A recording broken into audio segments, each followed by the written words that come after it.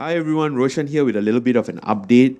Unfortunately, this week's episode is only on audio. The video file was corrupted, which is such a bummer because we had a great convo with John. But we're still putting everything up on YouTube. We're putting up on Spotify. It's just that it's only audio. We're still kind of navigating the logistical hurdles. So please do bear with us. We're really sorry about that. And thank you so much for the support. Thank you so much for listening. We appreciate you guys so much. We hope you enjoyed this episode. And yeah, look forward to video next week onwards. Thank you so much, guys. Take care. And it's your boy, Roshan Gomez. You are listening to the Rumah Roy podcast. And we have a special guest in the house, a oldie but a goodie, Mr. John Bro, of the Yamcha sessions. it's good to be back. So, just before we start, you're basically our third guest. And what I'm doing now is kind of trying to get my sea legs, right? Trying to get back into the rhythm of having these conversations. I'm a little bit scared, so I've been avoiding new guests. What Celix, bro? Look at you.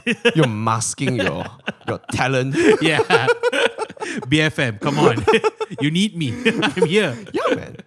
No, but so I've been just doing recordings with friends to kind of just get the hang of it again and people that I've been wanting to catch up with and talk with, right? Friendships that were built over the podcast that unfortunately we get caught up with life, and we don't really have an excuse to meet up, right, and talk. So in a way, it's been nice to meet up with basically friends who I have not spoken to in years, right? Bro, it feels great. It's great, man. It feels great. And I just want to chime in. Yeah. I've said this many times to people who come on Yamcha as well. It's the best way to invite people to talk to without looking like you're going to sell them insurance. Yeah, definitely. Right. Yeah. It's so interesting how that short period where, or maybe not so short, where I was doing the podcast, the friendships and the relationships that were built, right? And it's been cool, lah. I can call you, I text you, you immediately yes, I'm coming on. Bro. There was no hesitation, no gap. We saw each other, we embraced, we haven't seen each other in so long. Of course, bro. I straight clear schedule, bro. I'm like, Roshan is my priority. My weekend. Roshan is my fucking priority here, man. The OGs, bro. How can I not say yes? I have to say yes. Dude, and it's really humbling, lah. I just want to also say thank you to everybody who is listening, the 10, 20 of you who are listening to this episode. Bro, I can tell you, your old numbers, right? When they find out, right, that you're doing it again, they're like, bro, what? Yeah. What? And then they come back. The comments, so we've had messages and comments and they have been really affirming. I'm really touched, To me, even if it's one person who is listening and who appreciates it, we had one comment, this person, I don't know who they are, but they commented and just said the other day they were... I saw on the YouTube. Yeah, they had nothing to listen to and they were listening to old episodes. That's wild, bro. And then they said after they saw the old episode, then we had an episode come out after years and they were excited. And there's another person who also said so I posted it on Instagram, then somebody else said, bro, I've watched every single episode. I've listened to every single episode. And just messages like that have been coming, which have been really affirming. And also for me, when you come on, you are saying that I'm an OG. Bro, let's be real. Let's be real. You are the OG. Okay? And guys, friends, let me tell you, right? Yamcha Sessions is what I aspired to be, right? There are not many podcasts that genuinely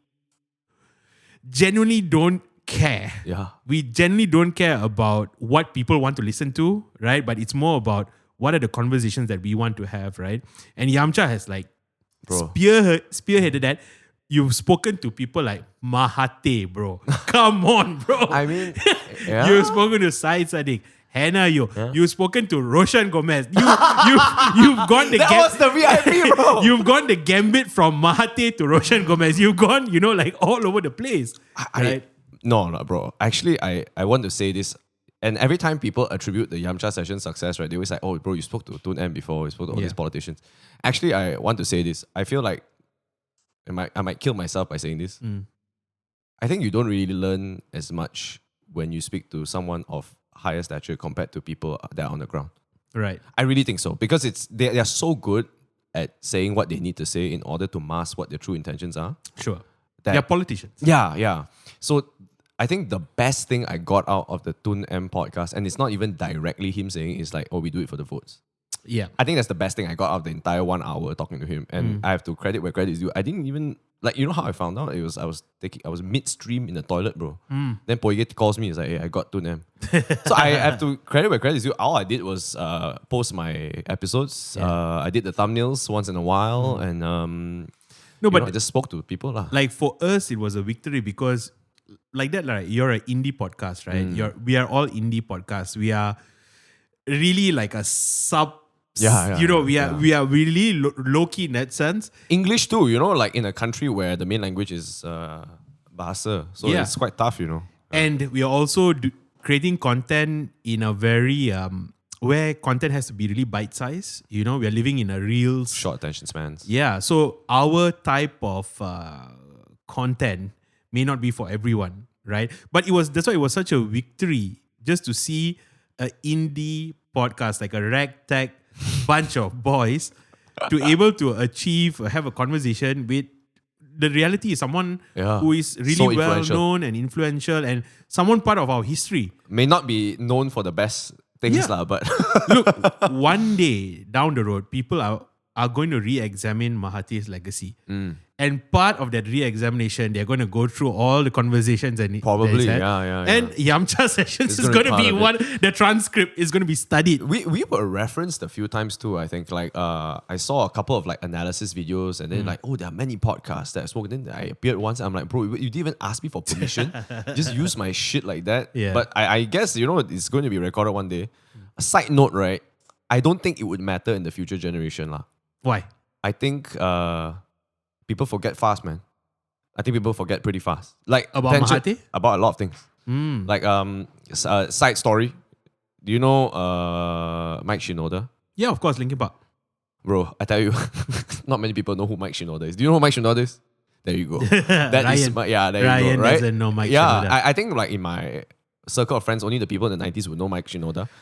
Ryan, fact. Ryan is going to be whipped after this and punished. Bro, it's not Ryan's fault. Even Mike Shinoda's daughter doesn't know who Mike Shinoda is. Oh, that as in like she doesn't know how big. Yeah. he- She was playing an instrument, and then the dad came up to her and it's like, hey, you're pretty good at that, but I think you should try it this way. And she's like, Dad, what do you know? And then the mom found out what she said. She's like, do you know who your dad is? And then she showed concerts of Mike Shinoda. Yeah. And then the daughter's just like, holy shit. My dad is Mike Shinoda from Linkin Park. Yeah. Yeah. So I think like in the future, if my baby girl is along the way, she's going to be like, who's my dad? It's just some weird dude who likes to talk to people. Dude, if we could just kind of take a pivot here, our generation of music was the best. I have to say, we really got in the fields. We had, 100%. we had Simple Plan. Bro. We Gwen had Stefani. Linkin Park. We had Yeah. Green Day, All Yeah. American Rejects. It was the peak. We were the generation that was the really, I don't know what it was. It was we had that Lavigne. rebellious, Britney Spears. The list goes on, bro. sad. We were sad. We were angry. We were complaining about our parents, about being rejected. There is a song for every emotion, bro. Yeah. man. But now I think it's just kind of like, I wouldn't say all music is bad now. There are some that are pretty good. It's just that I feel like it wouldn't hit the same lah. But I think the 80s have pretty good music too. To be fair, music is so tied to your experience lah, right? It's like you could eat a certain meal and for you it's like, oh, this is weird. But for somebody else who grew up with it, it's going to be delicious lah. Absolutely. So for us, like we connected a lot with our experiences at the time and we relate to it Yeah. so much. It's So so true. Bro, I just want to say, right, it's so funny you brought this music thing. yeah. Like, I think it was just a couple of days ago, I was at work and I was like rushing through some shit. And then I forgot what I clicked on. And then the YouTube algorithm brought me to Gwen Stefani. Cool. Have you heard of Gwen Stefani? Cool? I mean, of course, Gwen Stefani I know, but cool. I'm Bro, not sure which you one you that might is. you might get like I don't know, like copyright strike, right? Yeah. But if you play Cool, right, and you just hear the beginning part, wow, fuck, man, I tell you, I was just sent back in time, man. Yeah, and then like I just let it play, Yeah. and it went on and on, and then it went to like Green Day, like you said. It went to like Yellow Card. When I was a young boy. Oh shit, dude. It was so good, you know. And then I just thought to myself, damn man. And then I went back home and then I was continuing doing work. And then I opened up my laptop and then YouTube continued to play. Yeah. And then Jen just like, hey, can you play Gwen Stefani 4 in the morning? Oh. You know? And I think it's so true, man. Yeah. When you go back then, and then when you really look back at it, right, in the 2020s, Yeah. what songs do you remember? 2020s? Tough. Like Joji, maybe? yeah. Ali Getty or Who the? What? Love I know. Doja Cat. Doja Cat. Doja Cat's pretty MGK. good. Maybe. But it's not that like memorable, right? It just comes and goes, and then you never really remember it. Yeah, that's true. Like, I guess now there's just so much of music. Like, that's another thing. Like, there's just so much. Yeah, Yeah, there's so much yeah. of music now compared to. But it's just that our music had a really interesting feel to it. It was very punk rock. You know, like I said, like Simple Plan, it's just songs about your parents not accepting you. Yeah. And, you know, it was a very particular type of, a particular time. It was a particular time. I think it kind of has this, I don't know how to put it into words in a way, but like it feels like two hands reaching into you and like comforting your inside. Yeah. It was very, you listen to it now, it's very, in a way, jivang. Yeah. Right? It's like really in your feels. Yeah. In your feels. And you never, I think we took it for granted. Yeah. I think we just thought like, yeah, music's like that. It's going to come every year anyway. And then one day it just stopped. Yeah. And then you just like, wait. I'm sure there's good music now for sure. It's just that I guess at our maybe we were talking about how we're in our 30s now, right? And maybe we're just yearning for that period in our life. It was a simpler time, right? Maybe, man. Maybe. You know, when we were talking outside, and then I was saying like, it's so strange how when we started like the podcast and all that, right? We were in our mid-20s and now we're hitting our mid-30s. Yeah. That's fucking wild, man. It's crazy. I don't even know how time passes this fast. I was just talking about this to MJ and the rest. I'm like, I don't know how to compute this shit, man. Yeah. You know? I was just thinking about this the other day. I feel that when you're young, you feel like you're older. You know, so when you're in your like late teens, early 20s, you feel like you're older than you are. So you feel like you want to be an adult, right? You want to do all you want to do. But then when you look back, you look like, actually you were a kid, right? When you're like 17, 18 years old and you want to go clubbing, Bro, what? right? The Then kid, you no, look back like, relax. So you want to be in a relationship. You're 17, 18. You want to do a lot of adult stuff. Now we look back, dude, you're pretty young, chill, relax, right? I just had this conversation with my cousin. She just started working in the events industry. So she's only 19. Yeah. But now, but I think when you grow older, you don't realize how old you are. Because you still see yourself as a kid in a way. When you're younger, you want to be older. When you're older, you see yourself as young. You know, it's like I don't know whether you see this, but we got some of these like Chinese uncles with the dressing with the, the baggy pants and and then you're like, bro, it's kind of like you're trying to be something you're not. But I think maybe for them, they really feel that they feel that, young. yeah. You don't feel like you're growing older. I definitely fucking feel I'm old. Bro, you know how I know I felt I was old? Yeah. I think it was like 3-4 months back. I was at the gym and then I kind of pulled my hip on my back. I can't really tell. And I sat there. I was like, wow, is this what it's like? Went for physio. The guy was like, bro, you have a pretty bad hip, man. And I was like, I never knew you could have a hip problem at 30 something, bro. I expected 70 something. Before we started the podcast, both of us had to go to Toilet. pee. Yeah. Right? Ryan over here. Like, Ryan just sat throughout the entire No thing. need. No need. He has the bladder of a young man. No need. Our bladders are aging. And Yeah. I think I feel it definitely. I feel like if I don't get 6 hours of sleep, I feel like absolute shit in the morning. Yeah. I stopped smoking. But when I smoke a cigarette once in a very while, because I'm catching up with people, I'm like, wow, bro, my throat is gone case, bro. And it's like a car lah. Yeah. You drive too many times, then after that, the car is like, hey, you never service, bro. Yeah. I was telling my brother, so, when we were in primary school or secondary school, we used to have like those exercises in the morning where one teacher in a baju PJ. Just fucking do your neck Yeah, shit. and then do the neck, right? And then you'll be like, this is the most stupidest acting. Yeah. But bro, now if I do it, bro, now if you do that neck thing, you Yeah. just turn your neck, bro, you can get a good massage in. Just No, doing Roshan. Let me just show you this. Let me just show you this shit, bro. Let me show you this shit. Hold up. Okay, Like if go. you do this, Yeah. like okay, so I don't know how I'm gonna do it in front of fucking camera, but just watch live. You're Yeah. gonna watch. Okay, so your left hand, you Yeah. hold it with your right. Yeah. Oh, I can almost feel the stretch. Yeah, bro. I can feel Like the if you stretch. hold your left hand with your right hand, Yeah. okay, Yeah. you hold your left wrist with your right hand, Yeah. and then you tilt your neck, and then you look up, Yeah. and then you look down. Wow, bro, that one is That looks like a wonderful stretch, man. the stretch pro max of this generation, bro. Yo, it's so like things like, when you're younger, stretches really Yeah, it doesn't make sense. Doesn't make sense, doesn't make a difference. And you don't understand why they're making you do this. Like, Yeah. but you grow older, those stretches like feel good, man. Yeah. Maybe the teacher was doing it because the teacher felt good. Yeah, it was more for them. The teacher was just like, Yeah. you know what? I don't care about you. I'm just gonna do it. Yeah. You know, another thing about the past that I've been thinking about, I've been watching some old series that I grew up with, right? One of the series that I watched, bro, One Tree Hill. bro. I don't know whether you've recently watched it. No, I have not watched it before, but I know of it. It was on Channel 7 Zero Astro for the longest time. Yeah. Exactly. So when I was growing up, there were two like kind of like really teen Is it Orange County? OC. The Oh my OC fucking God, I know and this One guy. Tree Hill. So I watched both, bro. Let me tell you, man. The series is wild. It really was written for a bunch of gatal teenagers. It is wild, bro. One Tree Hill, I think maybe second episode, right? The two of them, technically the one main character is dating another girl, right?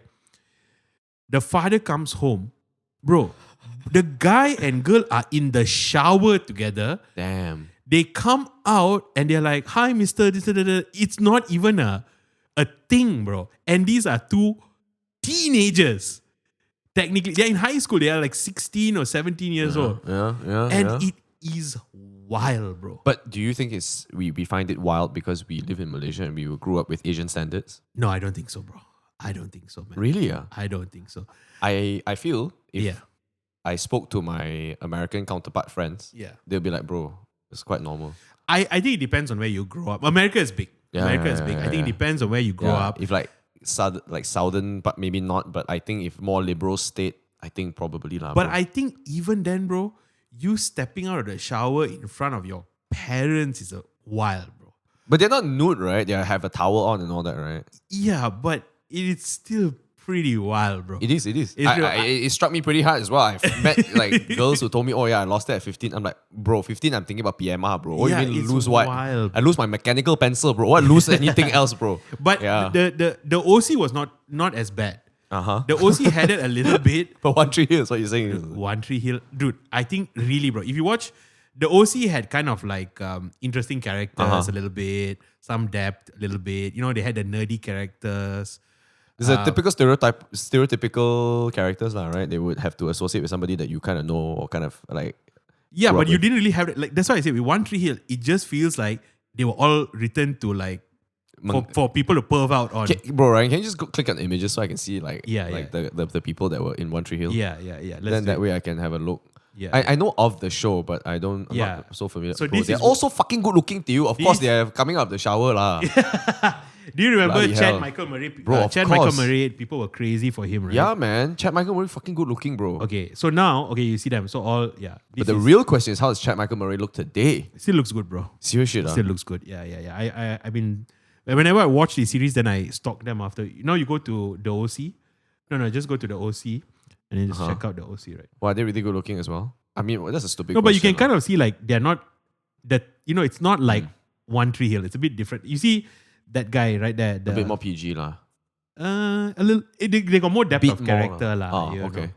So there's actually like growth, character growth. There's a story. Not too bad, but yeah, it's. You know, I never watched these shows, but I used to watch Frasier a lot. Oh, Frasier's. Yeah, great. Frasier, Beck, and Third Rock from the Sun was my favorite. I rewatched Third Rock from the Sun like Oh yeah. twice. Yeah. Those were my type of things. Yeah, I used to watch Frasier. Frasier is great. Yeah, bro. Very funny. Now I've been watching Friends. I've been rewatching Friends. Is it on Netflix? It's on Netflix, yeah. I've been rewatching Friends. I watched what's that other one? Damn it. Bro, I only 30 Rock. 30 Rock. 30 Rock, I've right. only watched 2 TV series, maybe 3. Maybe more than that lah. But I only truly enjoyed maybe 2, which was Breaking Bad and Sopranos. I think those 2 are like the top tier of the top tier. I don't think anything can beat that. Have you seen Pluribus recently? No. Bro, it's fucking good, man. Is it? Yeah, Pluribus is the same director as X-Files and Breaking Bad. Incredible. It's really good production, really good storyline. And also Severance on Apple TV. Yeah, I've heard it's good, but Bro, Severance is really good, man. Yeah. I think these TV shows have like a new level of production and storytelling that can only be done today. That's what. But I just think story like TV series is so hard to sell, bro. Yeah. Because when you compare it to a movie and the movie's production budget, like my god, hey bro, Sidewood, have you seen Obsession? No, but I've watched a lot of clips lah. Yeah. Oh my god, Yeah. right? Good, bro. So damn good lah. Right. Have you seen it, right? Bro, it's so good, bro. It sounds like some scenario that happened to Ryan. It wouldn't happen to me lah.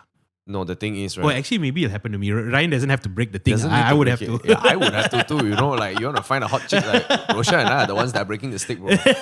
Fuck it. We are breaking multiple. Yeah. We are breaking multiple sticks, bro. Yeah. So like the background for this is actually he was a YouTuber. All right. Yeah. I read about the You're talking about the director, right? Oh, sorry.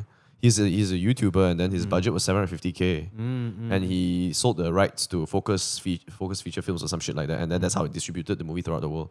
Wow, bro, I tell you, damn good acting, damn good production.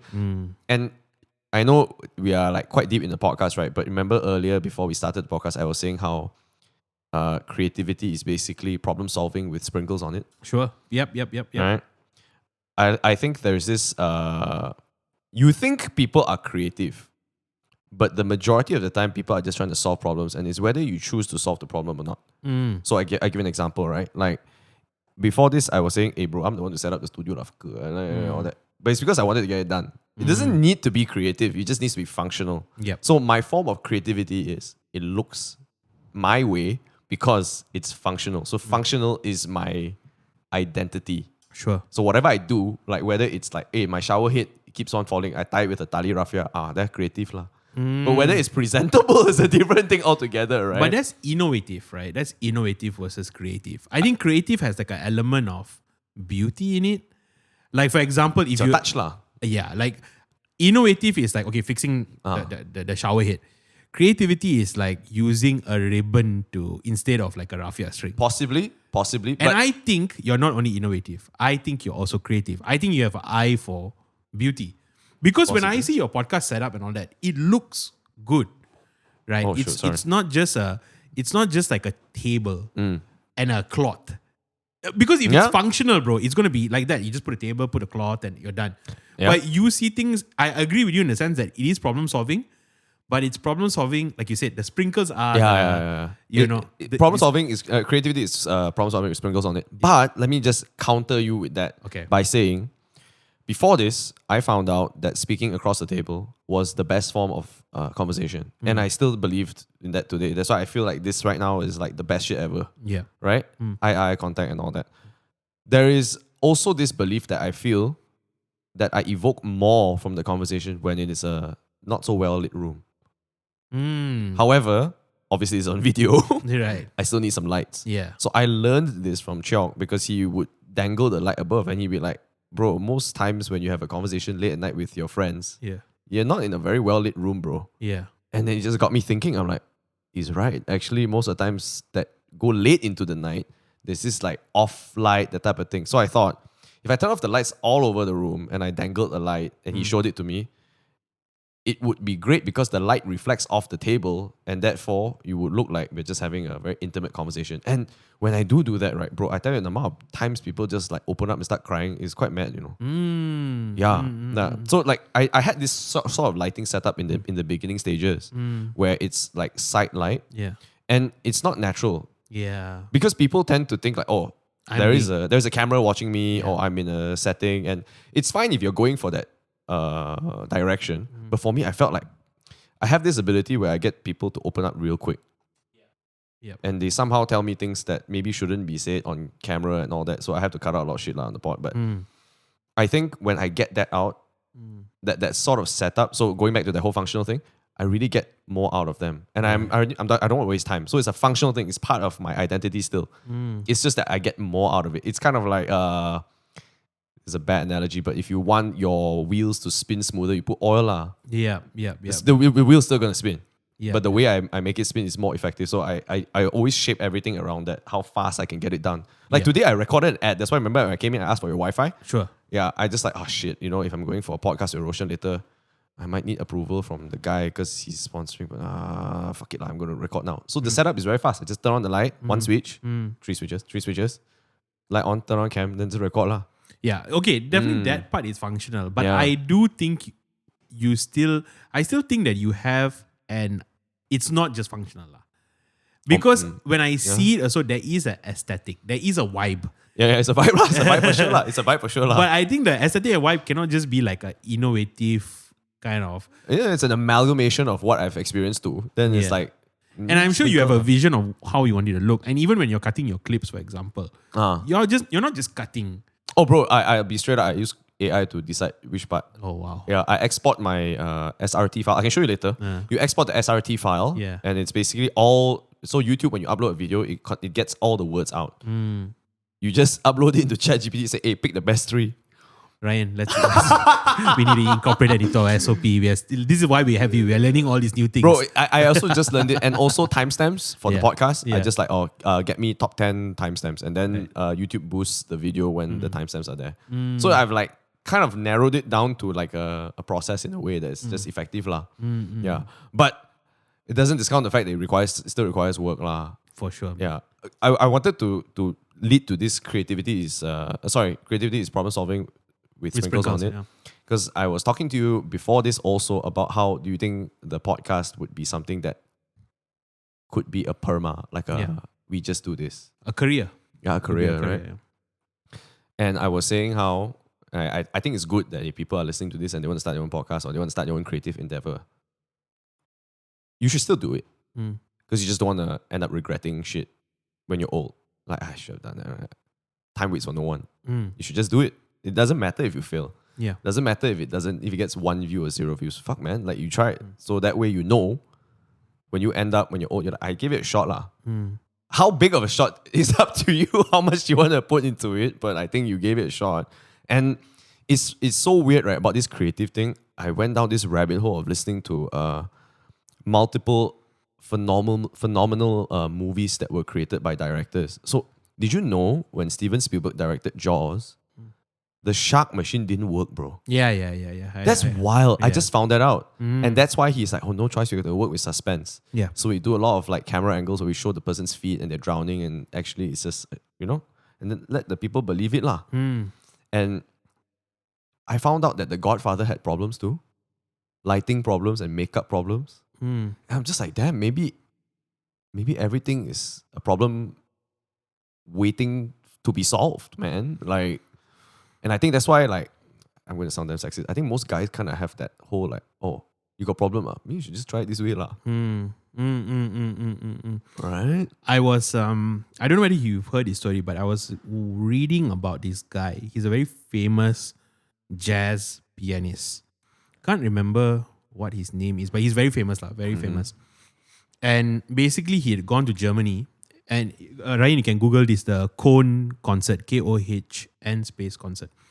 And basically he had gone to Germany to do this concert.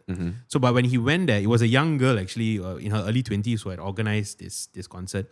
A lot of people were coming. Kohn. Yeah. When he went in for rehearsal, he didn't have a grand piano.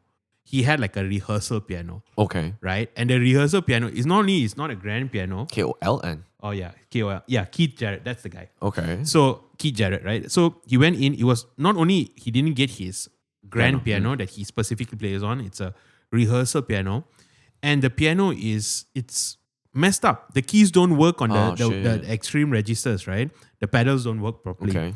So he plays. It's a mess. He goes off. He says, "Look, I can't play." This girl comes. It's raining, and she just begs him. She's like, "Please, please, please, please! I'm going to be ruined if this concert doesn't continue, right? Okay. Click images, bro. Just for the sake of me Yeah. to visualize this. So, okay. so and he's been traveling. He took a train Okay. to Germany, so he even has back pain, right? Oh shit. Okay. Right. So he's like, okay lah, because his girl crying, he's just gonna do it. So he goes.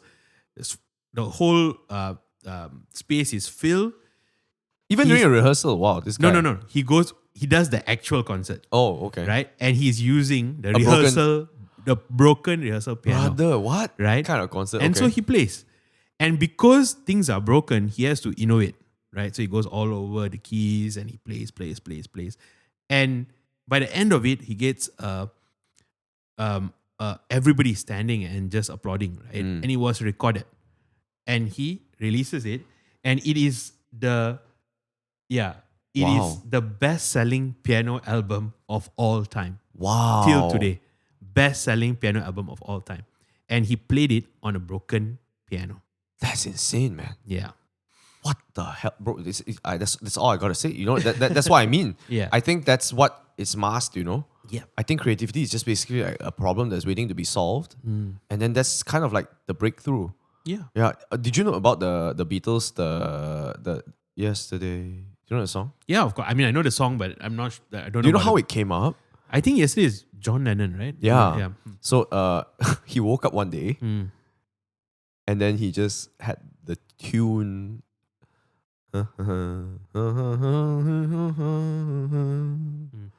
And the lyrics originally is scrambled eggs.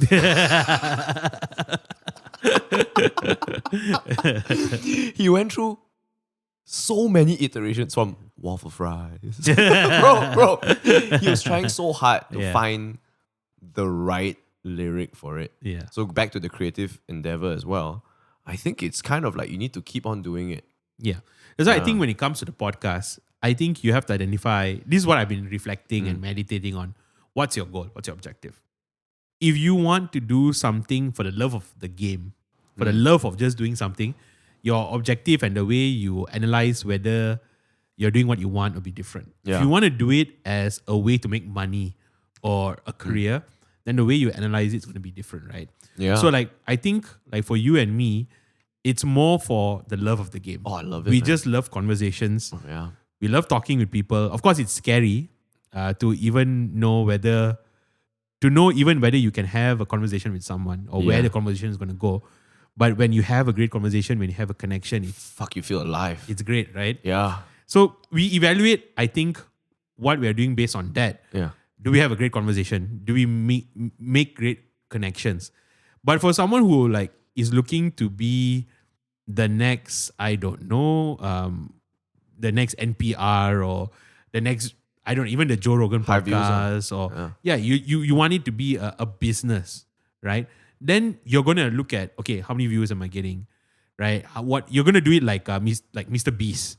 You're gonna Algorithm. gamify everything because that's your objective. You want the most number of views. So You want the cash line, you know? I Yeah. mean, yeah. or No even shame in that. Yeah. or maybe even just the views, or you just want The thrill of it. the thrill, yeah. So it becomes a game, right? So then if you do long form conversations, you're not hitting your goal of this number of views, then you pivot Yeah. Yeah. because your goal ultimately Is is views, Yeah. right? But the thing is, it's discouraging because once you come out of an incredible conversation and then you see your view count, you're like, was I feeling something wrong? And I think that's what kind of like strikes your heart or your head, your thoughts, you know? At night, you're like, did I just put in so much effort to think that was a great conversation? And then somehow like the numbers don't reflect that. And I think that's when like people are discouraged. But like, I think you only can have one thing lah. You can't have your cake and eat it, right? So it's quite tough. Look, I'm not trying to draw any parallels here, but we know that there are a lot of famous artists who were not famous during their time. Yeah. Picasso, Yeah. not famous during his time. Yeah. Tragic stories, Yeah. totally unappreciated until they die, And then suddenly, and then they become. I'm not saying that that's going to be the case for me, at least. I hope but, it's not for me too lah. Fuck, man. Yeah. But we could be the worst case scenario where we are not famous before and after. Yeah, So- it's okay. It's okay. I'm okay with no, that. but that's the thing, Yeah. right? If you're looking at it just purely from a creative standpoint, from just creating something, metrics don't say that is valuable. You know, value or the appreciation can come later. Yeah. Like, okay, what I mean is that when Picasso painted the painting, nobody saw it, nobody appreciated it. He was no one. But did that mean the painting had no value? Bro. Of course it had value. Yeah. Right? It doesn't matter whether people knew it or not. Objectively, the painting had value. Yeah. Right? So just when you create something, if you're just creating it for the game of creating something, creating a conversation, maybe it's not the best way, not optimum to evaluate it based on how many people like it, you know? Yeah, definitely, man. I think it's like that whole... Do you watch Dragon Ball? A bit of Dragon Ball Z. Okay, fantastic. That's the best one. Yeah. Okay, so you know, Ryan, do you watch Dragon Ball Z? Fantastic. Okay.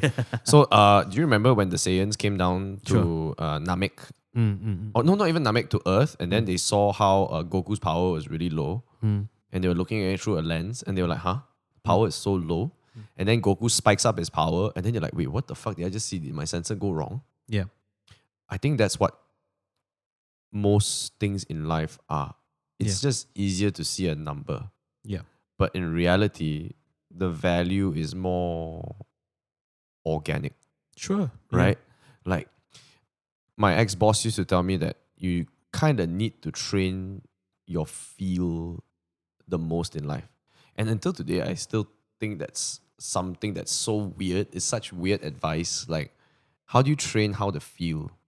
How do you feel whether something is going good or something is going bad? And whether things are turning out right or wrong, right? And over time, and this was like fucking 10 years ago now, even before, more than that, I think it's like 15 years ago, when he told me that, I kind of, okay lah, whatever lah. And like, I try to have this like self-evaluation every year based on his advice and based on where I'm going. And as I grow older, I think I kind of understand what he's saying. And I think what he's trying to say is you got to train your instinct. Yeah. And your gut instinct.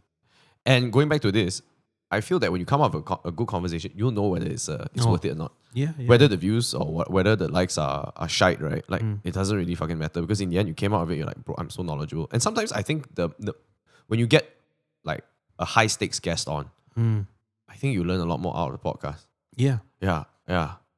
Like you said, I guess every conversation builds like you said, like a type of instinct. Every guest or every person that you speak to is a different type of person. Yeah. And every conversation builds something. Like, yeah, I had this guest on. I won't say who.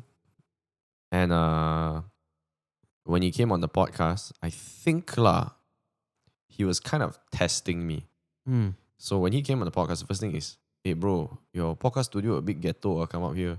Not very presentable. So I think he said that to see how I'd react. Sure. I don't think most people would say that. At least they would say it after the podcast. Right? Especially if you don't know me. Yeah. I wouldn't say that to someone's home if I went in and I'm like, bro, your place quite fucked up, right? You wouldn't say that. So I think he said that just to see whether I would be pushed. And I can tell you the whole podcast, I am pushing damn hard to milk him dry for answers, you know. Because his position is quite high up. Right? And after the entire podcast, he suddenly let loose and told me everything behind the scenes. And how he was so trained to answer questions because he cannot fully leak out all the information publicly. So he has to have the very corporate answer. Yeah. And what I'm getting to is the conversation that was recorded wasn't the best. Yeah.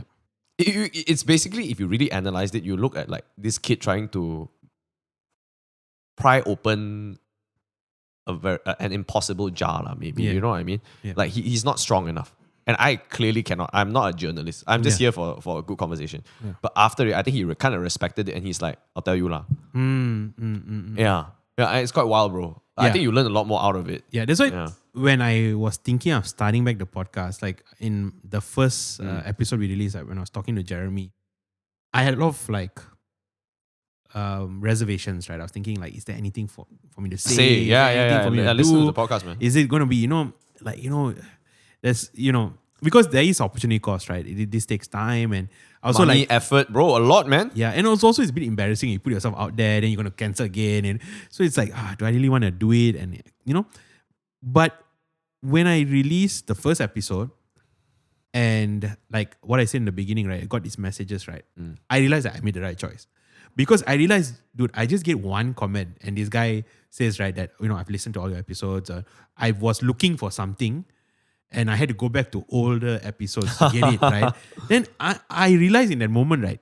Even if it was just that one guy listening, dude, I'm good, bro. I'll be happy, man. Even if it's just one person listening and they get anything out of it, right? I'm happy, man. Wait till you get a guest on, and then like everybody says it's a shit guest, and then after that you're like, bro, you just listen to some crazy ass shit, and then you're like, actually, I think you can find positives out of anything. Yeah. Yeah. Your podcast kinda journey has wild. been crazy, lah. Because like I said, you've gone through like really, unique guests to really high profile guests. yeah. You even had to deal with like, I don't know whether you're okay to bring this up, but Sure, go for it, man. you had some like Back end stuff that happened. back end stuff is one thing, but you also at one point, a few of y'all were going viral, y'all were getting pushed back. Yeah. That whole thing, man, y'all were going like, I think it was like you had videos that were going in the thousands, right? I think. Bro, recently I did a reel, and basically I clipped out how Vincent was saying how the Chinese are terrorizing our country. Yeah. And then they speak Mandarin, and then basically a lot of Malays and Indians are not a fan of that because they were told by the tour guides that Malaysia speaks Mandarin fluently. So bad messaging. But what I tell you, people love to talk about racial shit, bro. Yeah. They love to talk about racial shit. They love to talk about women being treated unfairly. They like to talk about men not being given the right opportunity. I am willing to wager, right, that people just love. We are Singaporeans, low key, that just have it a better life, so we complain a bit less. Yeah, but I think the reels, kind of, as the you reel in new people lah, and I think when you do reel in quality people that stick around, I think that's worth it. So it's okay. Yeah, but yeah, have gone viral for the wrong reasons lah. But people forget, bro, fast. But you all are, I maybe I have not gone through it yet. That's why I'm still like, I would be quite scared lah. Yeah, I was quite scared. I was quite scared. I'm not gonna lie. Bro, I had multiple calls online. I'm like, bro, what do we do? Yeah, Man. this is a shit you don't see, right? But then, Correct me if I'm wrong. You had like reels go up to like 20,000, Bro. maybe even. Okay, bro. tell me. Let me just fact check this shit. But I think the most I've gotten is Tun M, and my brother asked like, "Hey, you racist? Are you?" Some shit like that. And it was basically saying how like Bumi Putra writes. It's a triggering thing lah. You know, I don't know why people are so triggered lah. Bro, 700K, bro. Just, Damn, yeah. bro, this is crazy, bro. You have one reel that's 100K, Yeah. 700K, 300K. Yeah. Damn. But like I said, I think the objective here is just to reel in a quality listener. Sure. Most people are just doom scrolling lah, dude. Yeah. They're a bit like they're a bit brain dead lah, dude. You know, I recently only just discovered that you can doom scroll, you know. You're not someone that doom scrolls. No, it wasn't, bro. I think only like 3 months ago, I kind of get why people get hooked on this shit. Right. Yeah, right. yeah. Because I go on the Stairmaster and I get so fucking bored. I hate the Stairmaster so much. Right. But when I go on Reels, bro, half an hour passes so fast. And I'm just like, damn, no wonder people waste so much time. Right. You can get hooked on pretty quick, man. Like Yeah. you take a shit and then like, how come I shitting for 20 minutes, bro? Because you just keep on going, man. Like, and it never ends. It's like a slot machine, and then you're always expecting to find like a good reel. Yeah. And then not only that, you can't even sit through a reel now. You just like speed up the reel. Yeah. It's little dopamine hits, right? That makes you Yeah. get kind of addicted And to most people who make that reel go viral, I think they're not thinking lah, bro. The shit they say, you know a human being is saying it. Yeah. And they can say like, this fella no brain or whatever one, you know. Yeah. Wow, brother, I think in real life you don't dare to say lah. Of course, for sure. Like hiding behind a fucking keyboard and then they say shit like that. Oh, bro, I tell you, I don't really. There's this recent podcast we did, and then we spoke to this lady, quite sensitive lah, her situation. So she was saying about how like her life was a very tough life and everything. Bro, the comments on Poige is bad shit, bro. Why? You know how Poige is like, he's got a lot of anime. He's quite animated, right? You know, he was say, oh damn, wow, you know that Right. shit. Right. And then the comment section was just going like, what, this guy is fucking insensitive. You know, he's sitting next to someone that's pouring their heart out. He can't. But like, first of all, you weren't in the room. You wouldn't know the Context. you wouldn't know the vibe of the room. And like you didn't know how we met, you didn't know how we said goodbye, you didn't even know like what was cut out of the podcast. I cut out a lot from that podcast, man. Shit. You know? So I think people are just so quick to judge, especially on Reels. And if you go to that episode, bro, I don't know how people can be so cruel, bro. Yeah. Yeah. I don't know, like maybe they're just some pent up shit and then they're just trying to release it somewhere. Yeah. It's quite bad, dude. So I'm trying not to do it, to go on Reels now. Yeah. Because the reality is when someone is listening to you, right? You're not, in some ways, you're not human. You're just a thing on it. It's like You're a device. You're a character. It's like watching a series, right? Yeah, maybe. You're just a character, right? They somehow don't compute that you're a real person.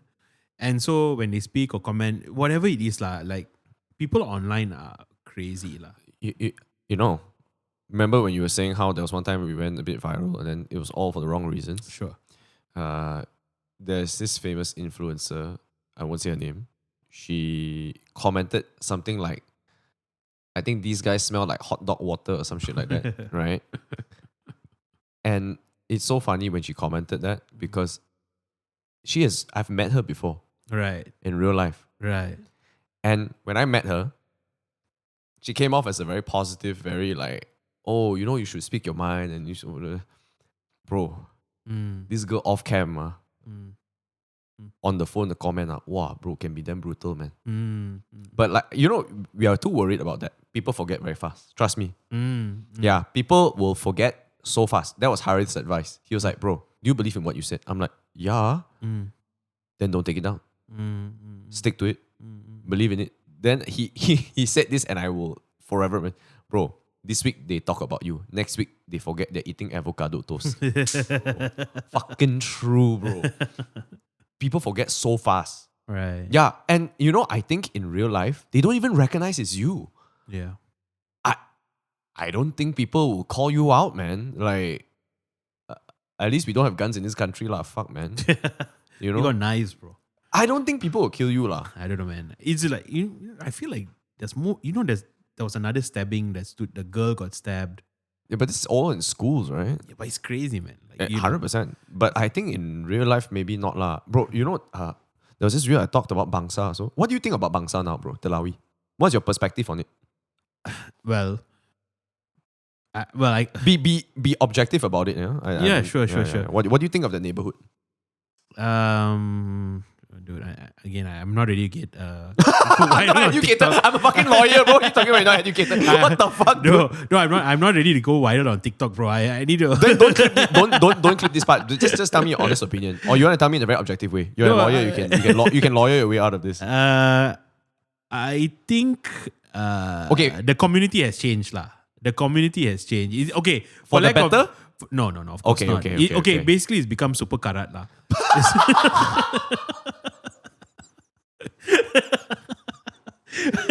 This is what everybody says. Everybody knows this. It's become super. Come on, bro.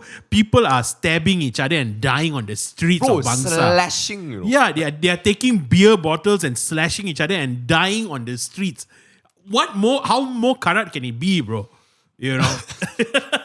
Because I used to work in Bangsar. I used to work in Jalan Telawi. Oh shit! I used to be there every day. So it's definitely changed from what it was to now, for sure. Okay, what would you give Telawi in the heydays out of 10?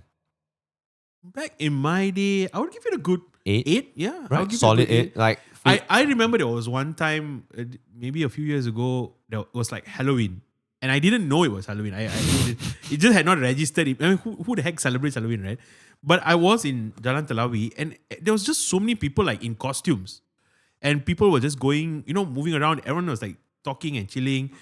And it was a vibe. It was nice. Okay. It was nice. It was this 2 years ago. No, this was way maybe. Oh, your days lah. Okay. Yeah, okay, this was maybe, I don't know, 20. This was maybe pre-COVID, maybe. Okay. Right? So that is definitely not the feel now. Now people are afraid to walk down the streets of Telawi. What would you give it today? Rating out of 10? 4? 4? Wow, it's quite generous. Ryan, what do you think? What do you think of Telawi? I'm just curious. I don't think he even hangs out. Nobody even hangs out. No lah, out. bro. But I'm sure you've been there once before, ma, right? When was the last do time you hang out in Telawi, right? No. Yeah, he doesn't. Okay, Okay. but you've been to Telawi. Oh, long time. Okay, that's not counted lah. Yeah, they don't even go there anymore. The younger ones don't go to Telawi. Okay, so I did a reel on Telawi, and I just want to say, I'm a Chinese person. Sure. So all I said was, I wouldn't feel safe in Telawi. Sure. Okay. I wouldn't recommend my wife to walk alone in Telawi at night. Yeah. I wouldn't recommend my friend, my mother, or anybody I love, Yeah. let alone a female, to walk alone at night in Telawi. Yeah. Okay? If you're a guy, you better walk fast. Yeah. That's all I have to say. Right. My friend who's Indian, he said, bro, Telawi is the new, what lah? Where the fuck is the bro, I'm blanking out. Where is the big Batu Caves, bro? It's like, bro, it's worse than Batu Caves, bro. He said it's worse than Batu Caves. I tell you, oh my god, it was so fucking bad lah. And I can tell you the Indian community was just destroying him on the comment section. Was it because he compared it to Batu Caves, or was it because of what he was talking about Bangsar? I think it's a bit of both. I think it's because they probably thought that, fuck you, what do you think? What you think Batu Caves is that bad? Number one, and fuck you, what do you think Bangsar is that bad? But let's be real. Yeah, look, I'm Indian, so I can maybe speak a little bit on this. I've had so many conversations with Indian men and women who have complained about Thaipusam. I agree. Because you go to Thaipusam, you go for Deepavali, and people are drinking and getting drunk, and they are acting in erratic manner. And so even Indian guys and girls that I know about my age who are genuinely there for religious purposes, for good reasons, good intentions, good people trying to fulfill their obligations, they have to be careful, right? This is just the truth. This is reality. But of course, we don't want to stereotype all people, right? It's just these few crazy fellas who, act out. But Bangsar is, whatever you said about Bangsar, you having to be like careful and safe, and about women walking, or, it's true. I think it's arguably a bit more hardcore. Ryan, can you pull up? I remember reading about this couple, a guy and a girl, and the guy getting whacked up. Bro. And I'm quite sure it was Bangsar. Telawi lah. Confirm Telawi one. Yeah. Yeah, Bangsar shopping center suddenly okay one. The area there, okay, it's chill. Because people will be like, the ones that get killed, they are gang guys and they're in a gang fight. But I don't think it's just that. I think really you walking could get in trouble. False robbery report. I saw one where a guy's arm was hanging off, bro, because he was slashed so hard that his flesh was hanging off his arm. And I'm like, god damn, dude, this is where people go to bring their families, Yeah, it's crazy. I don't know lah. Bro, I see that you all have clicked on a lot of links related to Bangsar before, No lah, bro. I think it's not just one case; it's multiple. You cannot look. If it was a one-off thing, I wouldn't stereotype. Yeah. To get to a stereotype, it has to happen more than once. Let's be real, And I think it's not safe. I think it's gone to the shit. Like a lot of the things at night are closed. A lot of things are bad. And I was going to get to this. So you know what's worse than your reel getting viral? Yeah. Your reel getting remixed, bro. Remixed and what? Commented on. Bro, there was a bar in Bangsar Telawi that took the reel and then used it to promote their bar in Telawi.